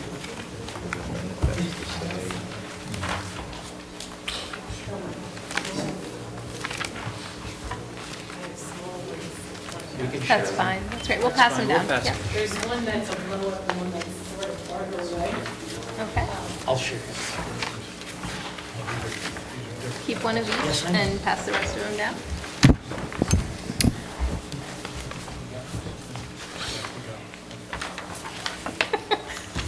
We'll get it sorted out, just give us a second.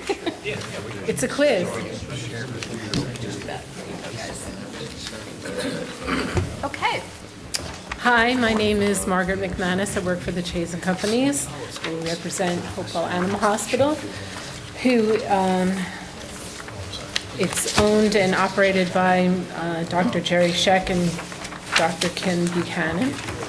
And if you'll remember, we were actually here a couple of years ago. I'm sorry, hey, I apologize, we're picking you up on our mics. Thanks, guys.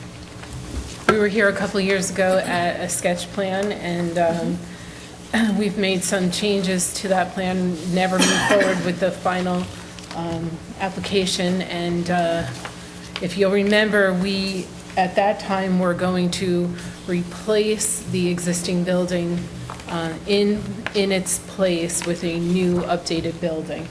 But it is not feasible to keep the business running if that were the way that we were going to move forward with the project. So now we're proposing to build a new building that's approximately 4,700 square feet in front of the existing building. The existing building would then be used as storage and would continue to have an accessory apartment on the second floor.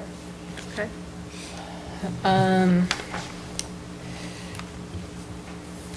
Is that ancillary to the use of the property? So is it somebody who also cares for Yes. animals on site, or? Animals, Okay. animals on site, yes, it is. And so the new site plan also changes the configuration of the parking, so it's linear along the edge of the building. All of the development is within the zoning that is for the B1 General District, and the residential portion of the property is not affected by the development, except for the septic system will be located in that area. Do you have that line on the map, the B1 R1 zone? I'm just trying to get a sense of whether it's behind the... You see where the JAG changes in the offset line? Mm-hmm. That would be where the district line changes. Okay. The setbacks are different within each district. Okay. The existing building is about 2,400 square feet. We are providing 31 parking spaces, and I believe the requirement is 35, but we were going to bank 4 of the spots. Where's the land bank? Is it up towards the front, or is it further in the back? It's down here where the refuge enclosure is. Okay.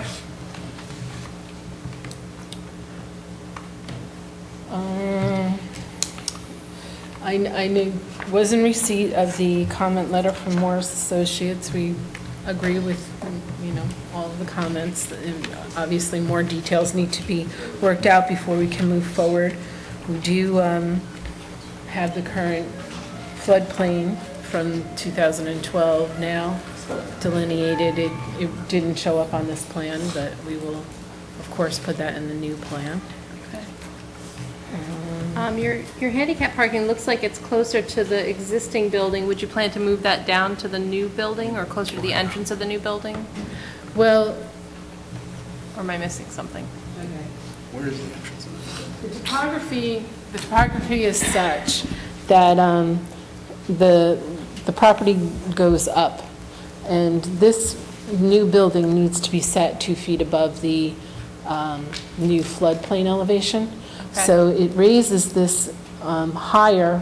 Right now, actually, there's a ramp that goes from the parking that's here where this building is up into the new building.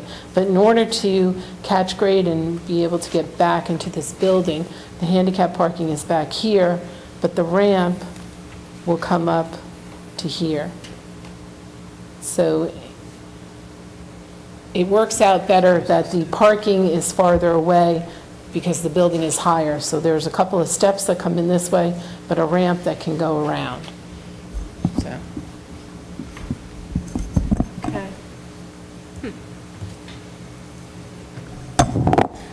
raising the building, but you're not raising the parking lot. Correct. And it's paved parking? Or proposed as, I believe part of it is paved. The entrance is paved. So, okay. And your handicap spots would need to be paved, I would assume? yes. Okay. If you're going to do gravel or something like that, or pervious pavers, just let's, We would just so we specify understand that. where the limits of the pavement are. The refuse enclosure, it looks like, is that stretched back because you're land banking some of the spots? Yes. So I think if you were going to land bank the spots, you don't actually have to stretch the refuse back. You could move it up, and then in the event that you needed to put in the additional parking, you just, at that time, you'd move it backward. I Yeah, don't we think can- you have to we have it can on make the... that change. What? Goes in that residential. But I think it just needs to be pulled forward, so it's... I do, yeah. Yeah. I'm saying right now it's in Lori, Yeah, just it looks like it's right on the while you're on edge. that subject, not knowing We'll look at the truck turning. exactly how the operation would be to get a truck in there and turn it around, Mm-hmm. or how much of that parking would be utilized, but, right now, the only way for a truck to turn around would be to back into a parking space. So I didn't know if there was some way to offset the refuse enclosure so that a truck could pull in and back up and then pull out. We'll You know? take a look Okay. at that. Okay. Okay. Well, isn't there also a standard for fire truck? And there's Turnaround. fire trucks to be considered too. I think that's another one of our comments. With the new building, is there going to be an increase in staff? Yes. Yes. By how Yes. much? Yes, we do expect to increase staff, both doctor and... Let's just have you come up towards the mic for us. Yes, we plan on increasing both doctor and professional staff as well. Okay. All right, how many employees will be on site now? We'll be on site. Yeah. Currently now we have 10 employees. I would expect 14, maybe. Typically all on site at the same time, or are they No, working it's kind of shifts? split. It does kind of split, obviously. Okay, so what do you think, what we're trying to get a feel for is the maximum number of employees you may have, because we're looking at your parking. That's Right. why we're asking. Right, so I would assume at any one time, if we're looking at, let's say, 3 doctors, and there's usually on average 2 to 3 support person per doctor, and then 2 receptionists, so 3, 6, 9, 12, 13. 10 or... Yeah, okay. 13, 14 people. Okay.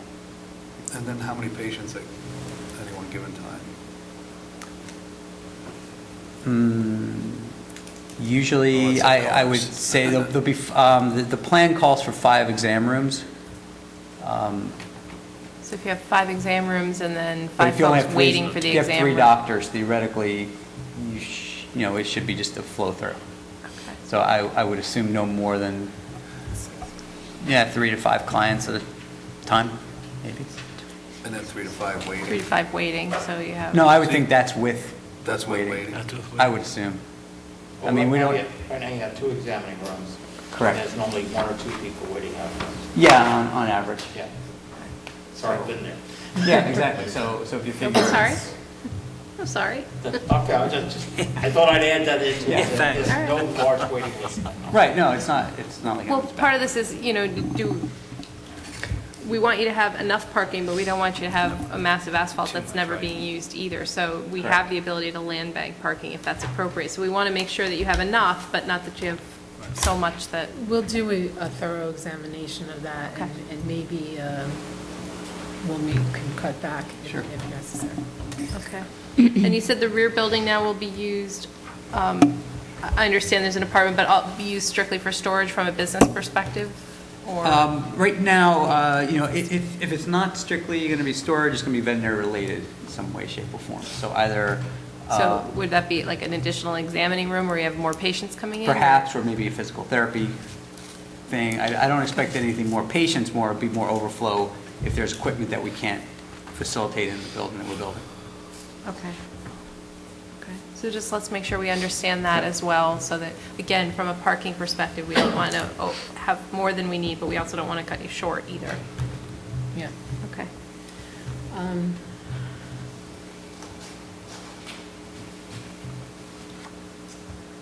This is a perspective of the new building. It is shown on a flat parcel. These steps are actually eliminated in the new project, in the new layout, and the steps will be in the back of the building, not in the front of the building. Okay. Because this is where we had parking to the left when you came in, but that has been eliminated because of the floodplain. Okay. But in essence, that is what the building will look like. Okay. And Joe, I know we had, do we have the BFE and flood maps here established, or was this one of the locations where we saw changes? We have the location according to the new flood mapping, but it is not in a studied zone, so there's going to be some interpretation or Okay. some additional analysis to be done there. Okay. And we have some background information that we'll send to your office for Okay. determining the floodplain elevation. Any other questions or comments from board members? Brendan, Michelle? I think the only other thing that I had was the southern entrance into the new building, which would more than likely be the main access to the building, at least for able-bodied animals, right? Whether the parking should be rearranged such that there's some entry from the parking lot to that sidewalk. Oh, so actually, so you're describing this area here? Right. Because right now, it's just all parking there. Right, actually, We've changed. We changed that because of the handicap accessibility. Okay. So the main entrance The is new entrance now allows here. us to have handicapped humans and handicapped animals coming as well. So it actually works out better for us to have, it's basically twisted around so the front is actually here. Okay, so the handicap access will go there. Yes. And it flips our floor plan to allow everybody to be handicapped in the same way. Gotcha. So just when you bring back the elevations, just make sure we have elevations from the angles that we need to look at, both from the road and then for the main entrance, so we can kind of understand the ramp system that's going to access the building. Okay. But I think when I looked at the maps, it didn't look like the proposed driveway was aligned with the driveway across the street, but the aerial kind of shows that, and I'm thinking that's your intent. Well, actually, it's exactly where it is existing. That's the existing entrance. Currently.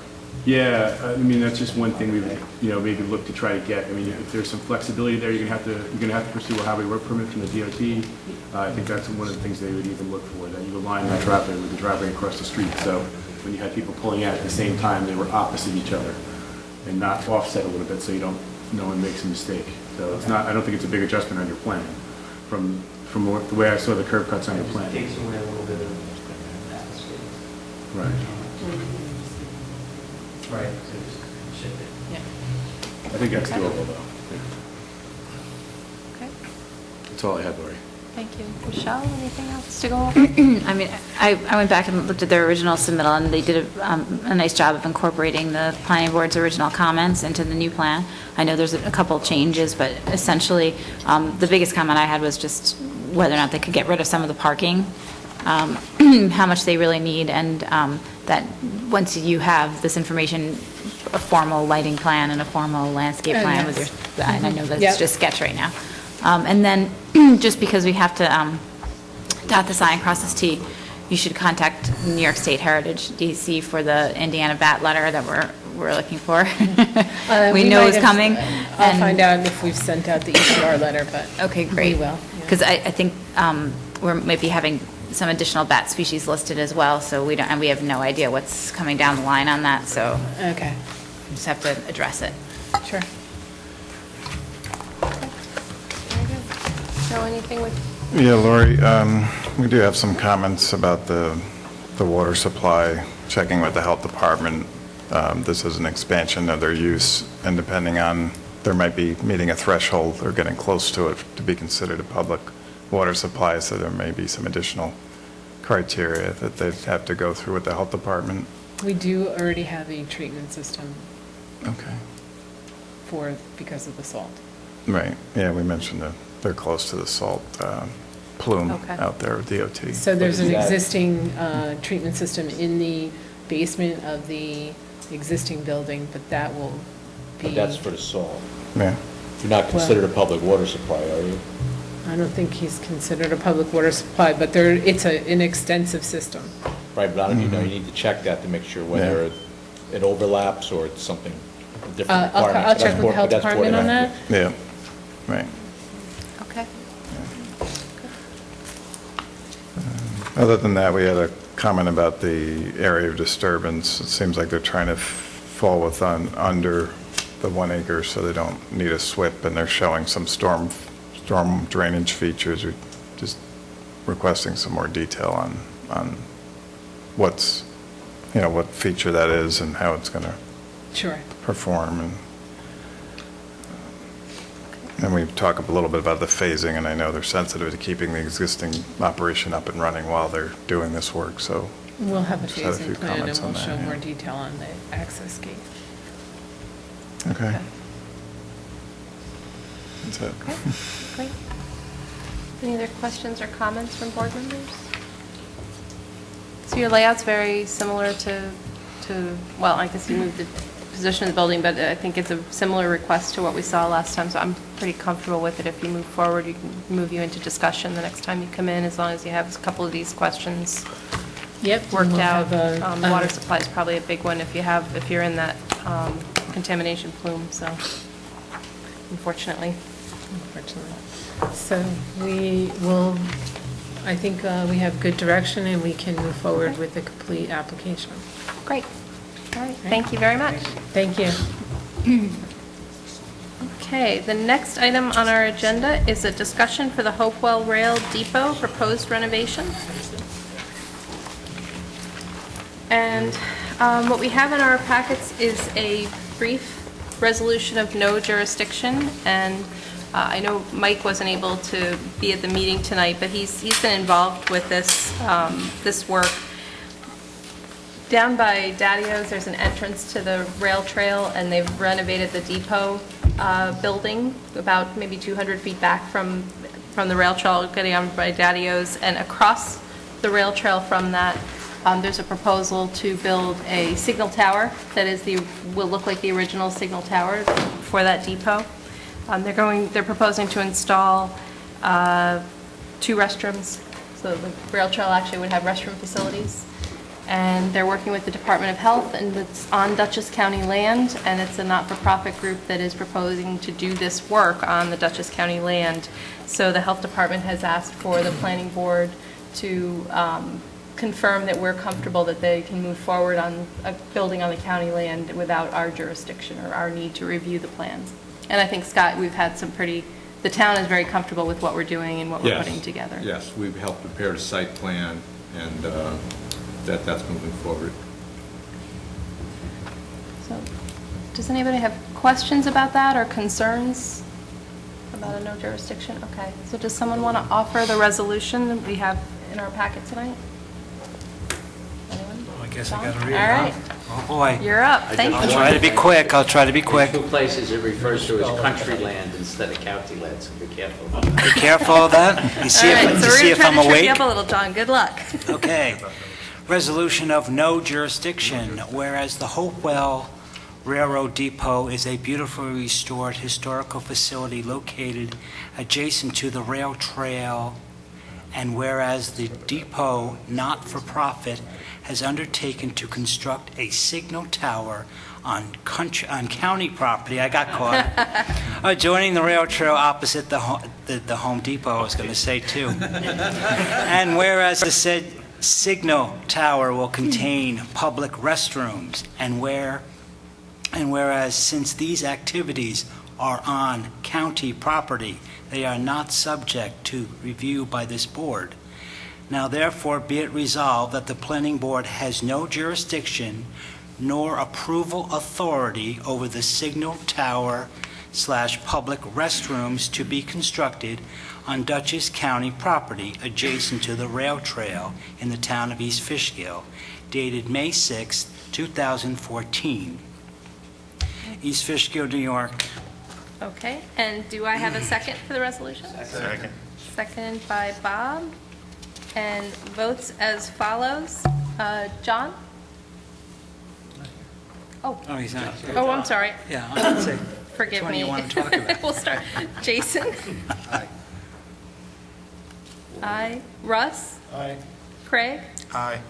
Steve? Aye. John C? Aye. And Bob?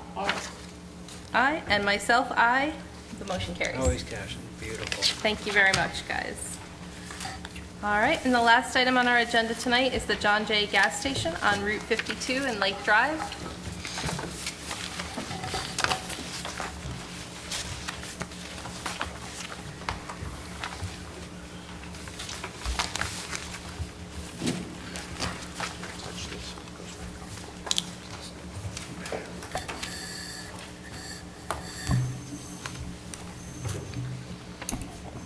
Mike, you've circulated for the public hearing for our next meeting, correct? Yeah, we were before the board the last meeting, and effectively, the project had received its approvals from the board with some contingent items in a resolution, one of them being the overriding issue of the traffic, which has been and still is the primary kind of, among a number of issues on the project, but the primary one. The intent at the time of the approval was to install a traffic signal at the intersection of 52 and Lake Drive.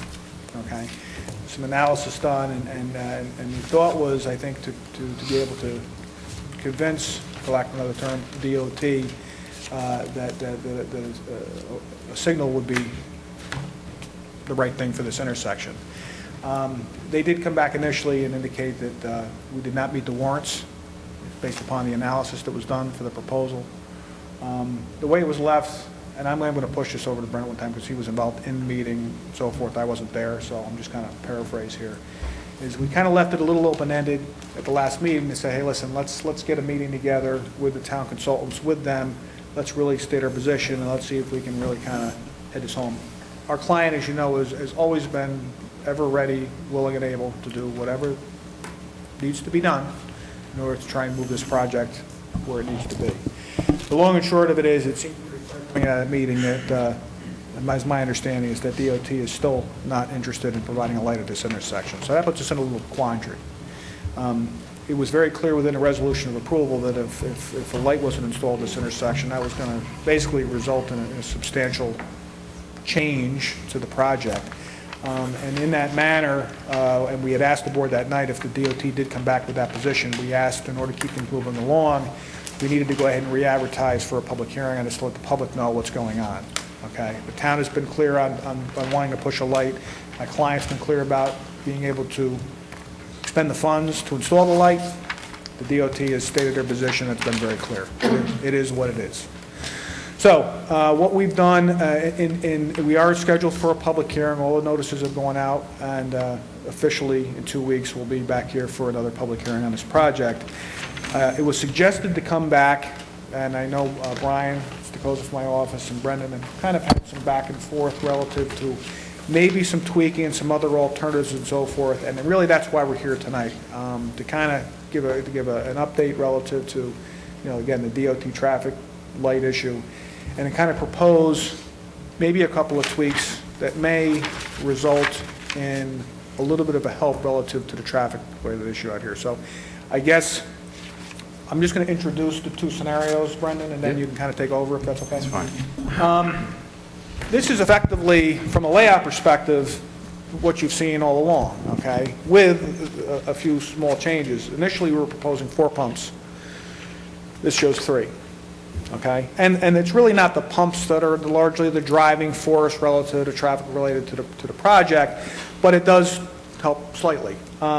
In the back here, what we've done is actually indicated that we were going to eliminate the free flow access coming onto Lake, because ultimately the cars that come out at this location here come out, and the problem that we're having is in the morning with the John Jay students and so forth coming into this entrance here, this backs up, which backs up Lake, and that creates the problem we're having with people taking the left out of Lake trying to go eastbound on 52.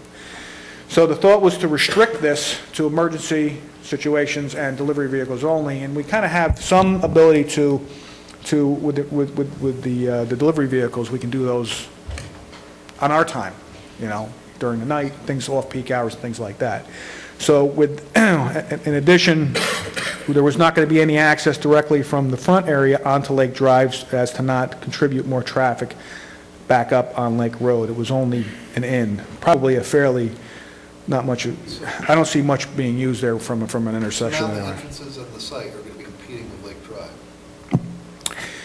This would be the proposal would be a full access here, and this would be a right in and a right out. Right. The traffic coming out of Lake Drive going in and out. And the traffic. I mean, that right.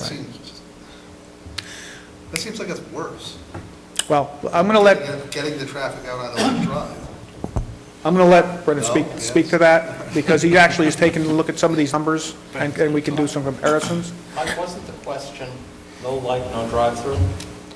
Wasn't that the condition that was put in there?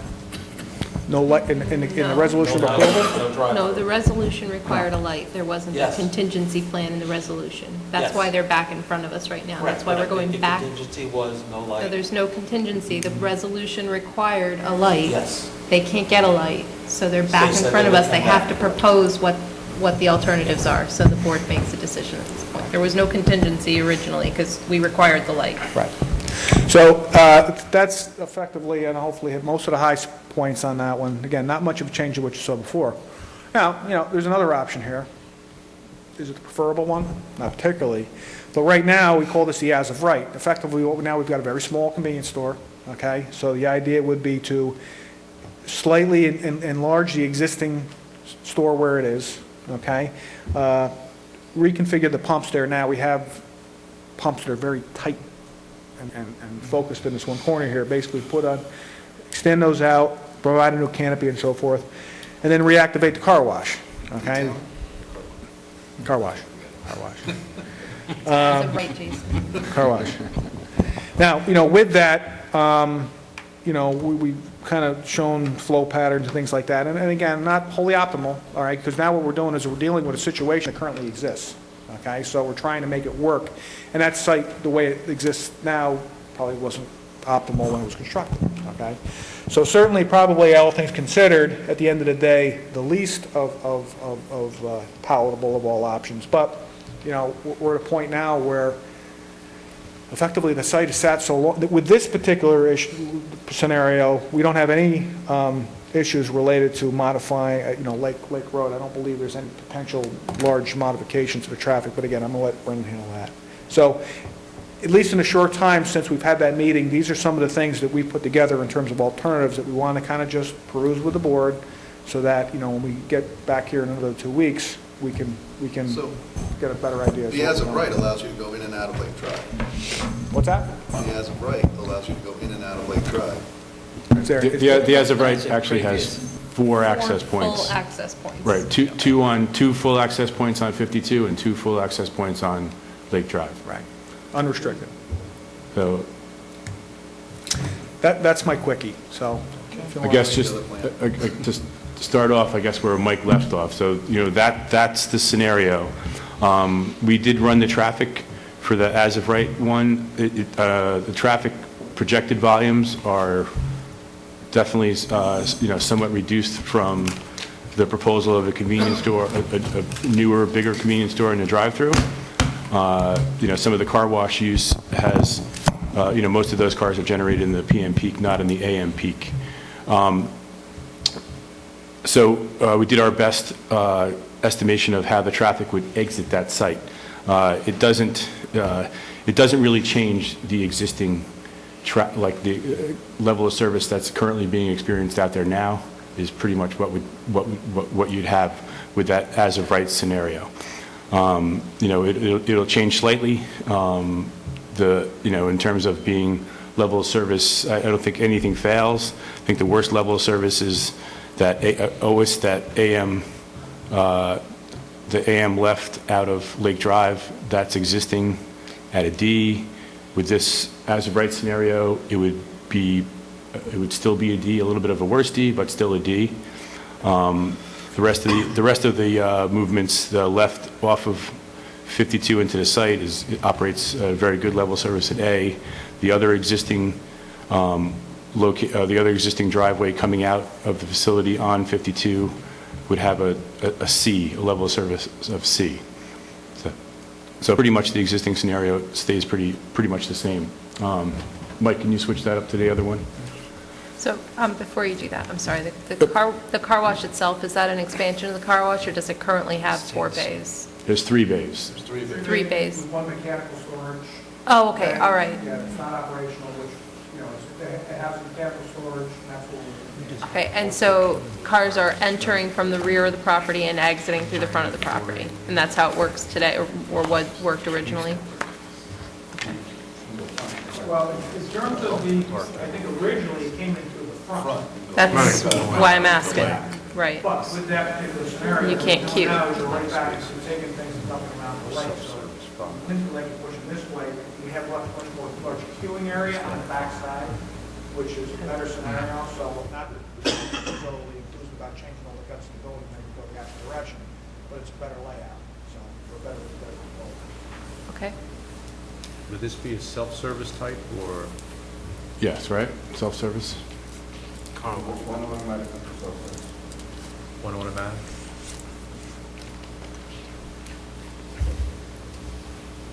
Whatever was there, I think there was, it wasn't. The automatic.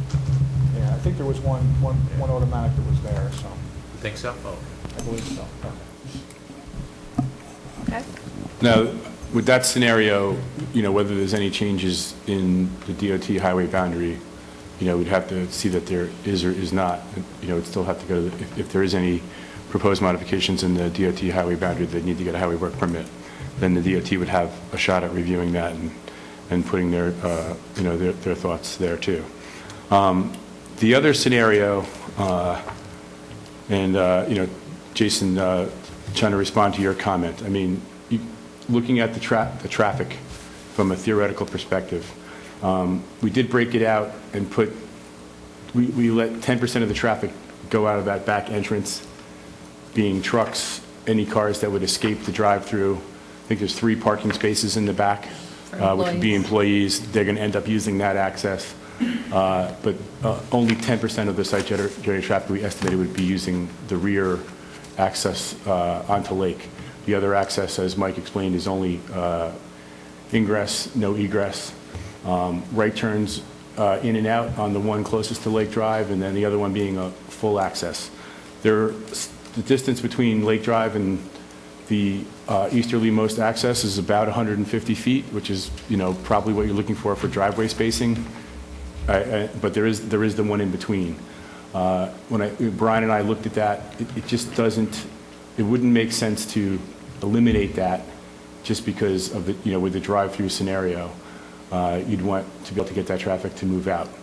Now, looking at the traffic, once that traffic leaves the site and enters 52, it then enters the analysis for the traffic at Lake Drive. So when we did look at that, the existing levels of service, as I said before, are level of service D on Lake Drive, about 30 seconds of delay. They do fall to an E on Lake Drive, about 35 seconds of delay. And then the full access driveway onto 52 has also a level of service E, and this is in the AM. One thing to note is that driveway, the easterly driveway, if you look at the map, and Mike, I don't know if you can point to where the entrance is to the John Jay High School. It's beyond that entrance into the high school. So in the morning, all of those cars that go into John Jay, this, that access point is beyond that. And then, we split the traffic distribution the way it is currently on the road. And again, if you remember back from my explanation of the existing analysis, a lot of the traffic is, is what they call pass-by traffic. So it's not new generated traffic. It's traffic that's coming off of the patterns that they're following and then continuing back on their, their travel. Somewhat similar in the, in the PM, but not much difference. A slight, a slight increase in the amount of delay. But in the PM, Lake Drive, existing level of service C, proposed level of service C, the full access driveway would operate at a level of service C. It's this scenario would obviously need to go in front of the DOT. They would have to approve that. I've had a preliminary discussion with them, but they wanted to see, they want to know what's going to, what the the town's recommendation is going to be for the site before they give it a formal review. What's their reasoning to not put a light in? The rationale? Yeah. Just, they have very stringent requirements for the warrants. And there's, I think there's 8 different warrants for signals. And there's no absolute to any of them. In most cases, when you get a new signal, you're meeting multiple warrants. But the most common warrant that if you meet, you can probably be fairly guaranteed to get a signal is what they call an 8-hour warrant, where your traffic levels are so high for 8 hours out of the day that you meet that 8-hour warrant. This site right now, if you were to propose it for a signal, it definitely meets the peak hour warrant, meaning the peak hours, there's enough traffic during the peak hours that it warrants a signal, and you're very close, if not at what they call the 4-hour warrant, so it probably meets it for 4 hours of the day. But the DOT is just not, they have, according to them, when we sat down and talked with them, they have lots of sites all over the region. They're not inclined to approve signals unless there's, an absolute warrant for it. Is the dome going to affect that? Is the what's that? The dome, is that going to affect this? Yes and no. I think the one thing Brennan's not sharing with you is John Jay seems to be the big stumbling block here, the traffic light at John Jay. If you didn't have John Jay, I think it's a whole different ballgame. But it's so easy to close that off and make it strictly a bus and teacher-only access. They think it functions perfectly, the DOT. I mean, right. So the proximity of that, being 600 feet away is the signal, the existing signal that's there. And they look at, that serves a 2,000 person One of the student people that we population. met with goes there every day, drops her kids off, and there's nothing wrong with it, and that's what we're trying to deal with. Okay. To give you a little. Wow. The dome, it's a interesting, thing, because the dome actually, its not the peak same hour is peak probably going to be hours. in the PM, and it's not going to overlap with the school probably at all, and Saturdays and the weekends. So it doesn't, even though it has the potential to generate a lot of traffic, it's not going to generate a lot of traffic at the same time as this development or the high school or anything else in the corridor. So it doesn't necessarily help the warrant. Now, it might add an hour in the PM if that was lined up to be at the Lake Drive intersection, but it won't help it, for several hours of the day. Okay. Okay, so saying we let this, this go through, and then all of a sudden there really does become a traffic problem there. Does the DOT put a light in? Does Well, property owner? it's an interesting point you make, because as part of the discussions, I mean, Mitch, the owner, was saying, hey, let's do a wait and see. I'll throw the money in a bond and you can keep it there, and then once the site's operational, we'll see how it works out and so forth, and then at that point you can, there's obviously other things coming in line along 52, so, maybe at least a portion, all that talk was had. Yeah, the DOT, one of the things the only thing that seemed to spark their interest at all really was some potential for there to be a bypass from this area of 52 to Limekiln Road. But, through that South Drive, if that's possible, because, they looked at that as taking considerable amount of traffic off of that segment of 52. Right. And, with other stuff that's, with Orthopedic Associates and the Dome, and, there's still some potential there. It just has to fall, it has to fall into place before they're going to grant an approval. So And Brendan, then just going back to school access, I don't think you could eliminate that light necessarily, the existing light, just because, the way the school is configured, it's sort of, tucked towards the east in the corner facing a wetland, and the entrances are all around the other side, so it could certainly be a secondary access or a student access. We even tried to stress pedestrian access at this point, knowing there's a Dunkin' Donuts and the kids cross there anyway, and that really, I think, fell on deaf ears too, so. Question, and this is, not sure if I'm even frame this correctly. When we were discussing traffic before and the impact, it was who's ever in line first, right? And then the next person has to do a traffic study. Now, since they're coming back in for a discussion, are they behind or in front of Orthopedic Associates in the Dome? We did actually include the Dome traffic in with some of this analysis. So they, that's part of it. We didn't include Orthopedic Associates specifically, except that we did include, again, background growth of like 2% background growth a year. And that's probably okay with Orthopedic Associates because it's not.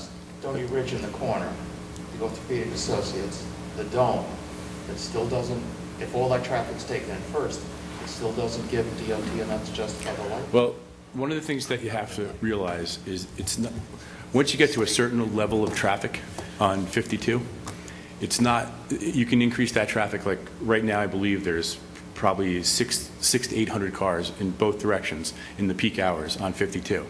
You could increase that by a couple of hundred, and it doesn't have a lot of impact to meeting additional warrants.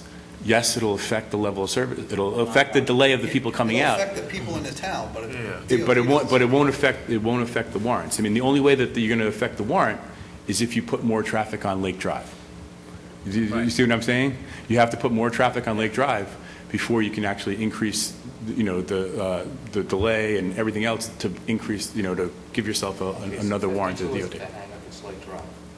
That's What? what's going to drive the light or not. What's that? It's not 52 that drives the light or not. It's traffic onto Lake Drive, right? Or Lake Drive, or, if Auditorium. Or Auditorium got realigned and it was open to Limekiln. Right, if Auditorium Road could ever get realigned opposite Lake, and be a bypass, and the dome traffic and maybe some of the school traffic being able to be connected to that connection, then we're very close, so. So Brendan, just from a circulation standpoint, we made the comment that the right-in, right-out west access on 52 would not be appropriate for students in the morning. I should say the egress would not be appropriate for students in the morning. So they're going to come out the east 52 entrance. Right. They're going to have to make a left and go in at the light. And go in at the light. Because they can't. Right. They can't make the right and try to, I don't think they can make the left turn. What I'm getting at is they can't make that left turn into the same access that the folks coming from the west are going to make. Is that correct? You mean into the morning driveway? Right. Yeah, well, they Because can't, they'd have to, make a they'd left. have to cross over a turning lane. You can't if they make a tried to do left into That's that what- driveway. okay. It's right in only. So they're going to have to make the left out, and they're going to have to go up to the light and make the right in. I mean, that is part of the circulation pattern they have there in the morning. The cars, the students and the faculty, they go in through the driveway. They can't go into the bus loop. They get directed into the parking lot. That's what you get when we close off the Lake Drive for ingress only. Then the students who could have come out Lake Drive and caught that right-hand turn in aren't going to be able to do that. They're going to have to go up to the light and turn in there. Right. Okay. Does that improve things, or does that make things more complicated from a traffic perspective? Well, more complicated for that vehicle and that driver. I mean, it's less traffic on Lake. Everything has. I mean, there's certainly, some operational concerns with both of these scenarios. I mean, certainly the as of right one is, the access control isn't updated or, modernized. This one they would have to, traverse back through the site to get to that easterly drive way to make that left. Okay. Is there any way to realign Auditorium Drive with Lake Drive? Yeah. What is that little piece, is that the school's piece, that triangle? No, that most of that the property line, the school is basically right on the property line. Most that property is owned by the Dome property, or the IBM West Complex. It is possible. It's not easy, but it's possible. Yeah, we took a quick look at it, just kind of patching things together, and if you did that, there is a big bank there of electrical. You can miss that, though. There's a ton of utilities sitting in that corner, and part of this, too, is, the thought would be is that you'd also have to take the current access onto J, what's called the morning access, I guess that's what we're calling, and actually tie that into Orient, because you'd almost have three access points on a 52 at that very tight spot. So you almost want to take that. And it would come out onto the new auditorium or whatever. Yeah, or coming in. The only negative aspect of that is it is actually relatively close to 52. Like, you can't get the school access, to be several hundred feet down the road. It's pretty close to the intersection. I mean, it's not the perfect scenario for the tie-in of the school, but, it would be able to be connected there. Probably the biggest obstacle, I think you can miss the utilities when I've looked at it. I mean, there's actually a pretty large outlet structure that goes along with the stormwater management to that IBM complex. That might be something that could get impacted by realigning Auditorium Drive. It looked like, when you go out there and look at it, it looks like that was some type of access to that parcel, that west complex, historically somewhere, because there's old guide rail, there's old pavement in there, and it looked like there was some type of access there at some point in time. So, But I'm just wondering if that's something that could be done between, these guys and the Dome people. Well, there's more to it than that. I mean, it's not a town road right now. It is not a town. It's not a town road.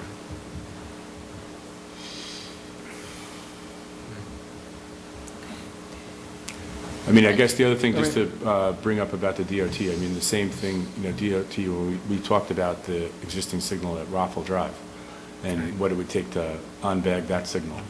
And basically, we got the same exact answer. When it actually rose to the level of meeting a significant enough combination of warrants, a signal would go. As did the original signal. As did the original. The original signal was put there based on, 1.2 million square feet of development.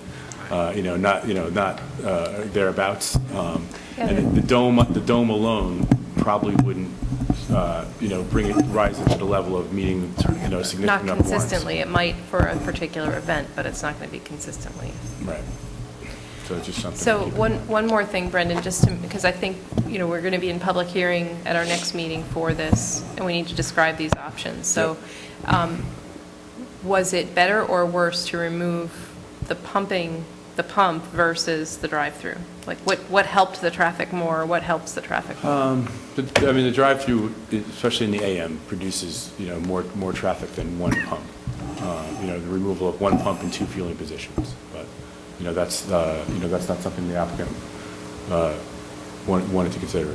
I think that's what the drive-through is. So do we have a driving factor of doing this, right? So do we have a sense of the difference? Sure. Yeah, absolutely. I mean, it's one pump and two fueling positions is in the AM. It's probably in the magnitude of a little more than 20 cars. The drive-through is generates in an hour probably a little bit more than 40. Okay. So. Okay.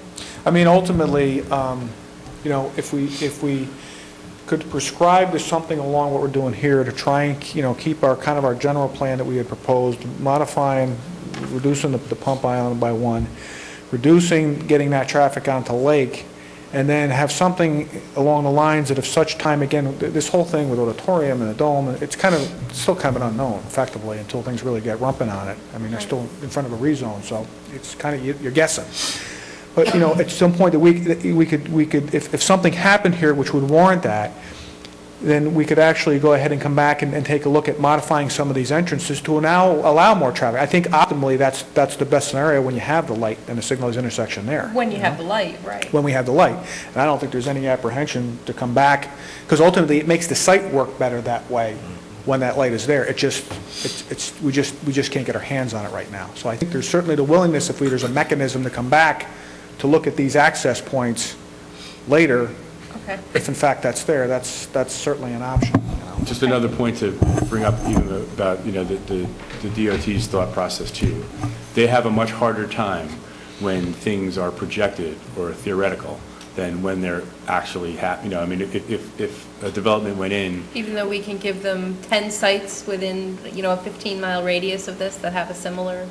Well, it's hard to relate them exactly, but, you look, even like take the Dome or take this orthopedic research, and not knowing exactly what's going to happen down the line. But, if things do happen and the traffic is really there, that's certainly a point when we're going to be able to, get them to act on it. Okay. But they also, go ahead. Well, they also elaborated to say, what's to say you don't need 3 lanes or 4 lanes in this corridor? They were talking about a 5-year study, 10-year study. They were out there. Kind of out there. Yeah.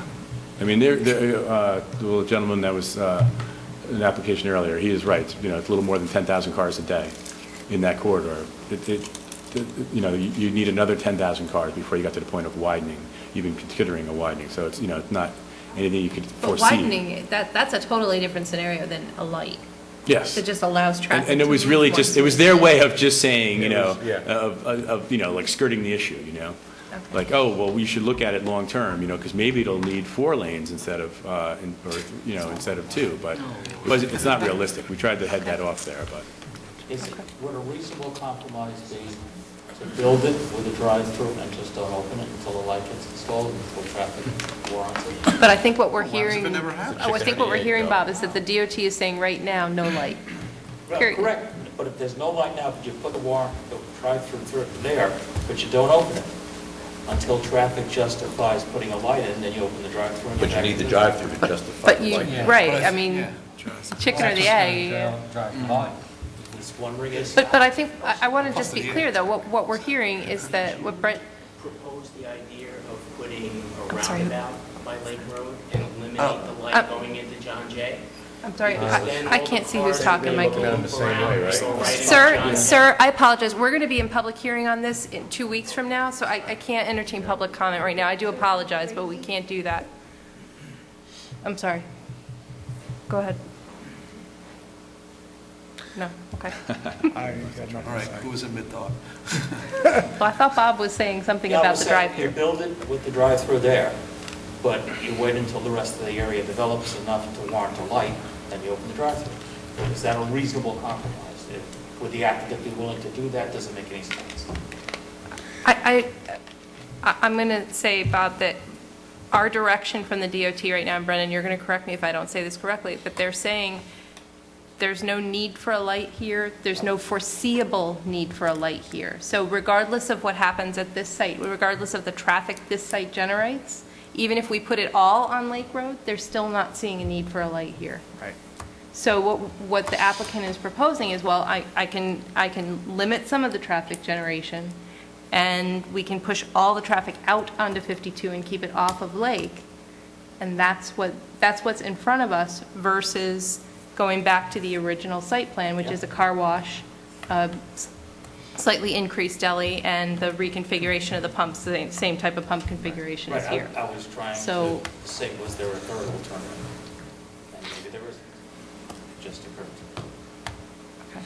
Well, the problem with the third alternative is you'd be building something and there'd be no foreseeable way to allow it to happen, because the DOT is saying no to the light. If they were saying light if this happens, or yes light, but what they're saying is no. Just no. So we're at a point where we can't consider there's going to be a light. We have to say, what are we comfortable as the planning board allowing, knowing that there won't be a light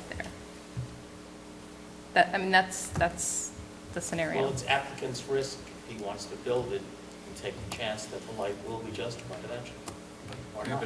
They haven't But said that's that. not going to happen. I know, DOT has not said that, but I can see that corridor developing just like 376 has. Up by your office. Or It's going to happen anyways. by the Taconic. This is one of the more significant commercial corridors within the town. I mean, you know, listen, the drive-through as part of this has always been a very integral part of this proposal. So to take it off the table when it really doesn't justify whether we're going to have the light or not, doesn't mean anything. Right. It's exactly what, you know, the strong preference would to be able to keep the drive-through. Okay. And implement some mechanisms to allow for the future accommodation of a light. If in Brendan, fact that I comes. think it's going to be important because now we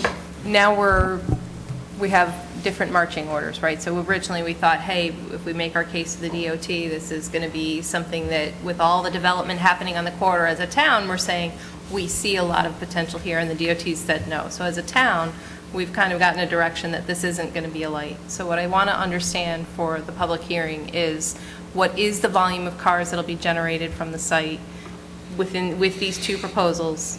How do they compare and contrast with regard to what will be on Lake, what will the delays and things like that be? And I think, I know it's not simple, but as simple as we can present the two options, Sure. I think that's really important. And if there is a third option, and I don't know what that would be, I'm hearing loud and clear it's not the drive-through, because if it's not the drive-through, it's the car wash. But if there's a third option, or if there's something else we can do with the layout or the drives to make the traffic flow better with one of these two options. I think we just need to be able to lay that out, because this is a different ballgame now that we've been told there will be no light. So that's Right. different than what we, as the planning board, went into the last time we approved this. We assumed there would be a light.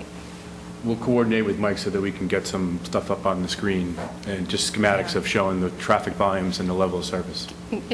Yeah, and I know that we could probably get into a lot of detail, but just Nice and for simple, as yeah. simple terms as we can, here's what the impacts are at the intersection, here's what the impacts are for cars in the site, coming past the site from either road, and these are the two options that we have, and then we'll collect public comment on the two options. But do we need and what to it looks have, like. we can't get DOT's input on the full access?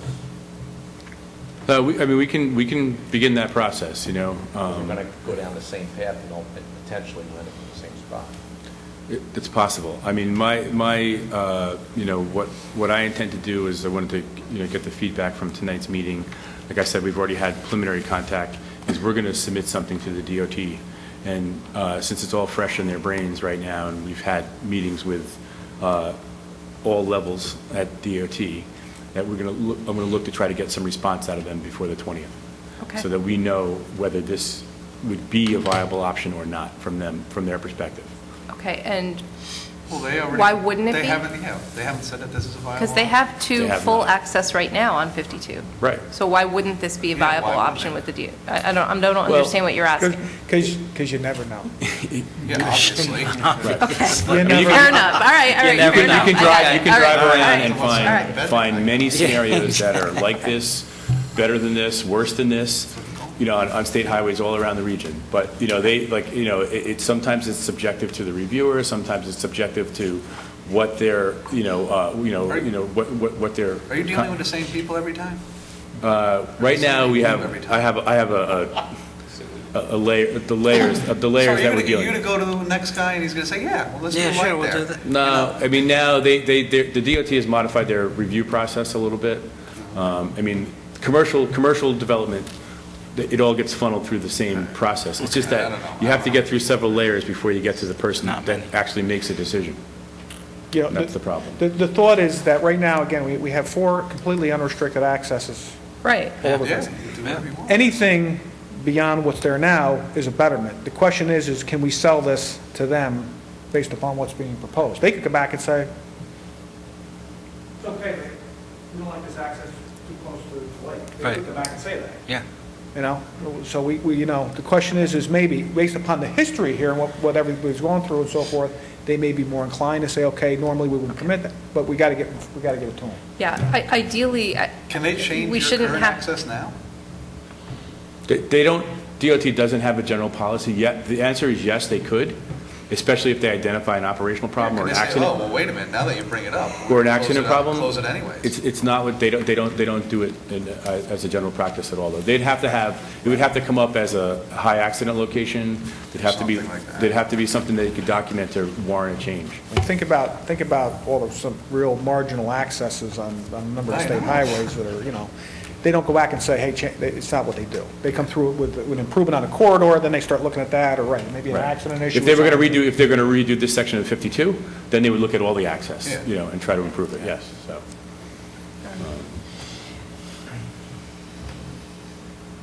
Okay. So we'll try to get the feel from the DOT to make sure that either of these two plans is viable from a DOT access standpoint, and this will be out for public hearing. If there's, I guess, if you need to present a third option because of feedback from the DOT or a different 2 options than what we're seeing tonight, I'm fine with that, but let's just make sure that we're still presenting very clear, here's what the traffic impacts are. Here's what the as of right, because basically option 1 is the as of right, and here's what the proposed is, and here's how the 2 of them line up. I think that's how we need to do it. And we'll go from there. DOT actually approved the site, the original plans, and I got approval with the highway work drive-through and the 4 pumps, and I got approval from the DOT. The original Okay. proposal without the light with the reconfigures of entrances. I think actually we had gone to them and gotten, and they conceptually were okay with it, so. The original again, approval only had one access on, it had access onto one access onto 52. 52, right. But DOT also is not concerned with the F level of service coming off Lake Drive. That Not at all. That's not, for them, that's not even a consideration. They came out and said that, which is a consideration for us. Yeah. Well, right, so, okay. Right. I mean, if you want to present that as an option, but then we still need to stack it up against these two options, which have a very different traffic impact on Lake. So, I'm fine with whatever you want to put out there, but I think we just need to be very clear about what the differences in the traffic look Well, like. I And Brendan, what I'm thinking is just pick the peak out, like, I don't think we have to go. Yeah, we're going to look at the AM, because that's, that's Yeah. the controlling one. One of the things that's really kind of odd about this whole thing is we're looking at a level of service drop, and it looks, at least from the latest scenario, of going from a D to an E, 30.2, 30, so it's basically a 5-second delay, okay, based upon the scenario that we have here for a left-hand turning movement in the morning coming out of Lake, which is driving effectively maybe the whole configuration and layout of this site. So what I'd like to know, and again, not but which scenario, just from a general perspective, in terms of a proposed layout, does the board prefer? I still prefer the convenience store drive. Okay. But even if you let, that back entrance, let them go both ways in that back entrance, I think most of the people are going to be going out the front, out onto 52. They are. Got nowhere to go. I mean, Because the if access there's going to be is- no only light, three why parking would they want to go out spots. to Lake Drive and then come out? You're right. Up the entrance you You're came right. in. They're going to go out the front exits of the development. You're right. Yes. Right. Absolutely right. They're not going to use the back entrance. No, I think there's, But there's nowhere to They go. don't use it if now. you use Regardless the of what you do in the back, you're still only The going to parking get that 10%. spots are going to be filled with employees, Yeah. and there's going to be nowhere for you to go if you pull in there. If you park in the front, You're to going go out inside, the to do front. whatever you got to do, you're going out the front. Yeah. You're not doing this. Nope. It makes no sense. You go out the drive-through. If you're going out the drive-through, you're there to get a cup of still going out coffee, the and you front. got to pick up your coffee here, you're heading out the front. Right. So effectively, this automatically becomes almost a non-traffic deal, except for deliveries, and God forbid somebody gets a phone call, and they got to blow out of the line to get out of there and get Or where they're going. employees who are going to use those spots. So that's exactly right. Okay. Mike, has anything else changed about the plan other than the reduction of the pumps and the it looks like you centered them a little bit more on the site? Yeah, we shifted them over, but that's effectively the change. Nothing else changed, everything else the same? All the landscaping is the same, everything else? Yeah. And on the proposed, the option one, I don't know which one to call option one or option two, the car wash option, I like this up. I agree, I agree with that, but for the car wash option, where are you with this plan? What do you mean? Right there. If we are right hear here. that. That's where it is. It's where it is. We're right here. Well, we're about to open up a public hearing. Where are we at in Have to terms of open up a level of public hearing. detail relative to the development of that plan? Correct. Well, we're certainly not going to, go absolutely soup to bananas. I on don't this want one. you to, I'm asking where you are with it, because I want a sense of what this is going to look like. That. Go ahead, say it. I don't understand I'm what you're sorry, saying. what the process will look like. So if we hear from the public they like option two, the drive-through option, I'm going to use just car wash and drive-through. If we hear they like the drive-through option, you're basically just about ready to close a public hearing and go back into a decision that takes out the requirement for the light and acknowledges the change to the plan. If option one is the public sentiment and we want to investigate it further, where are you with this plan? What are we looking at here to do that? From a procedure perspective, we're adjourning the public hearing, it's going to be out there. I mean, what does that look like? Is Well, I it a think if month? in Is it fact, 3 and months? I'm going to go on the record that I'm presuming that public sentiment is not going to be the sole thing that drives the configuration. It certainly has got to be Understood. considered, but shouldn't be the one that drives this entire layout. That being said, if at the end of the meeting, if that's where everybody's head wants to go and move on this thing, then we've got to go ahead and move forward on looking at the things like we did with that. We haven't gone to the point relative to, drainage and Okay. septics, we just haven't got there. This is unfortunately, this is a tippy toe, and I don't think it's fair for me to dump another 15 grand into engineering messing around for something that is a I'm maybe. not expecting you to flesh it all the way out. What I'm trying to get a sense of is, are we adjourning to a date uncertain? Are we going to keep it in public hearing? What would you expect if car wash option is the option that the board feels is the best direction? I think we would ask for it to be adjourned to a date, but it certainly wouldn't be within 30 days. Okay. But would give us enough sufficient time to be able to develop the plan and answer any concerns or questions that come up based upon that layout. Certainly. I mean, all the background stuff is already there, it's just the plan Yeah, itself. it's right. It's absolutely true. All right. And that layout's not going to change much. Car wash? I don't think it can, because it's the existing building. We're kind of working with what's there. Yeah, so I mean, That's what I that's where I mean. was going at, what's there is there. I mean, I'm what with people you. look at is, that's not going to change. Can I just ask, as far as the prior commitment to bring water across the street and water to the rear of the property, how does the car wash layout affect that, if it does affect that? Have you thought about that?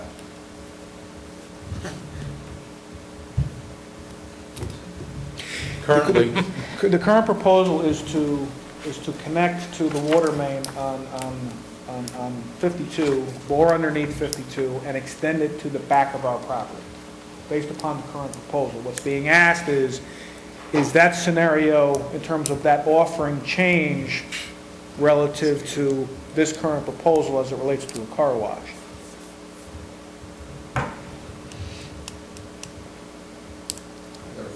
I mean, the answer may be, I don't know. That's fair, that's fair enough. We're not trying, we don't mean to put you on a spot like that. But Mike, I think that's going to be important, because you need to lay out, here's what the traffic looks like in each scenario, and we also need to lay out the other things that may be impacted. So take a look at the decision and the requirements from the last. And see what things may still be in play and may see not what be. changes between the two options. If nothing changes, great, but if something changes, we should be saying that during the public hearing. Okay, fair enough. The public hearing should be traffic only, isn't it? That's what last time is. It'll be a public hearing, so it'll be open for public comment, but we'll be very clear that this is open because the traffic light won't be here, and it's strictly to discuss the traffic, the different scenarios in light of the change to the traffic. I was under the impression last meeting here, we opened the public hearing specific for traffic, because I got a final approval. And the problem here between DOT and The us. purpose here is to discuss the fact that you can't meet the terms of your current approval. Yes. Because So, you can't get the traffic light. what I'm asking And so of you're you- presenting the two options, and it is strictly just to present the What two I'm asking options. here, the public hearing should be just a traffic, not storm water or wetland, whatever it is, parking and stuff like that. That's my question. It should be to traffic only. We'll be very clear what the purpose of the meeting is, but it will be an open public hearing. Pretty much asked. I don't think you can restrict it once you talk about the car wash as an option. I think you have to talk about those items. Well, car wash is existing, and I can do it without a planning board. I know, but I think the requirements for running a car wash are probably a little different than when the original was built. Listen, But it's existing. This is the as-of-right option. listen, we had an approved plan with an approved resolution with certain commitments by the developer, water being one of them. Well, we now have to reopen the public hearing because we can't meet those requirements. So now we have to evaluate those commitments as they relate to. I think what we really have to do is wait to hear, get the information the board's asked for, hear the comments about the traffic. If it is going to go towards the car wash, then by then we'll figure out what the process would have to be beyond that, because we may waste a lot of energy and time to need that focus. I think we already have.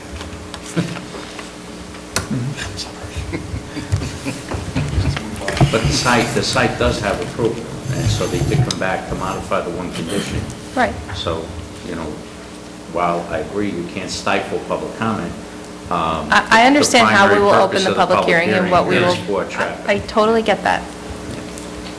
Okay. Okay. I get it, but it's a public hearing, so, okay. Okay. All right.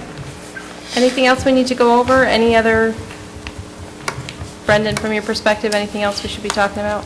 Nope. Okay. Michelle, Joe, I'm assuming we're pretty much status quo unless and until we have an option. Yeah, I just have a question, I guess. I mean, we have a letter from the first submittal in the beginning of April. Is that basically the same plans we're going on, or we're now just, do you want a letter from our office talking about traffic, or we're just going to leave that up to Brendan at this point? I think let's hear what happens in the public hearing, and then we'll go from there. All right. Fair enough. Fair enough? Yep. All right. All right. Okay. Thank you. Thank you. Okay, do I have a motion to adjourn? So moved. Second? Second. All in favor? Aye. Any opposed? We'll see you. Yeah, right. Thank you, everybody. Stick around.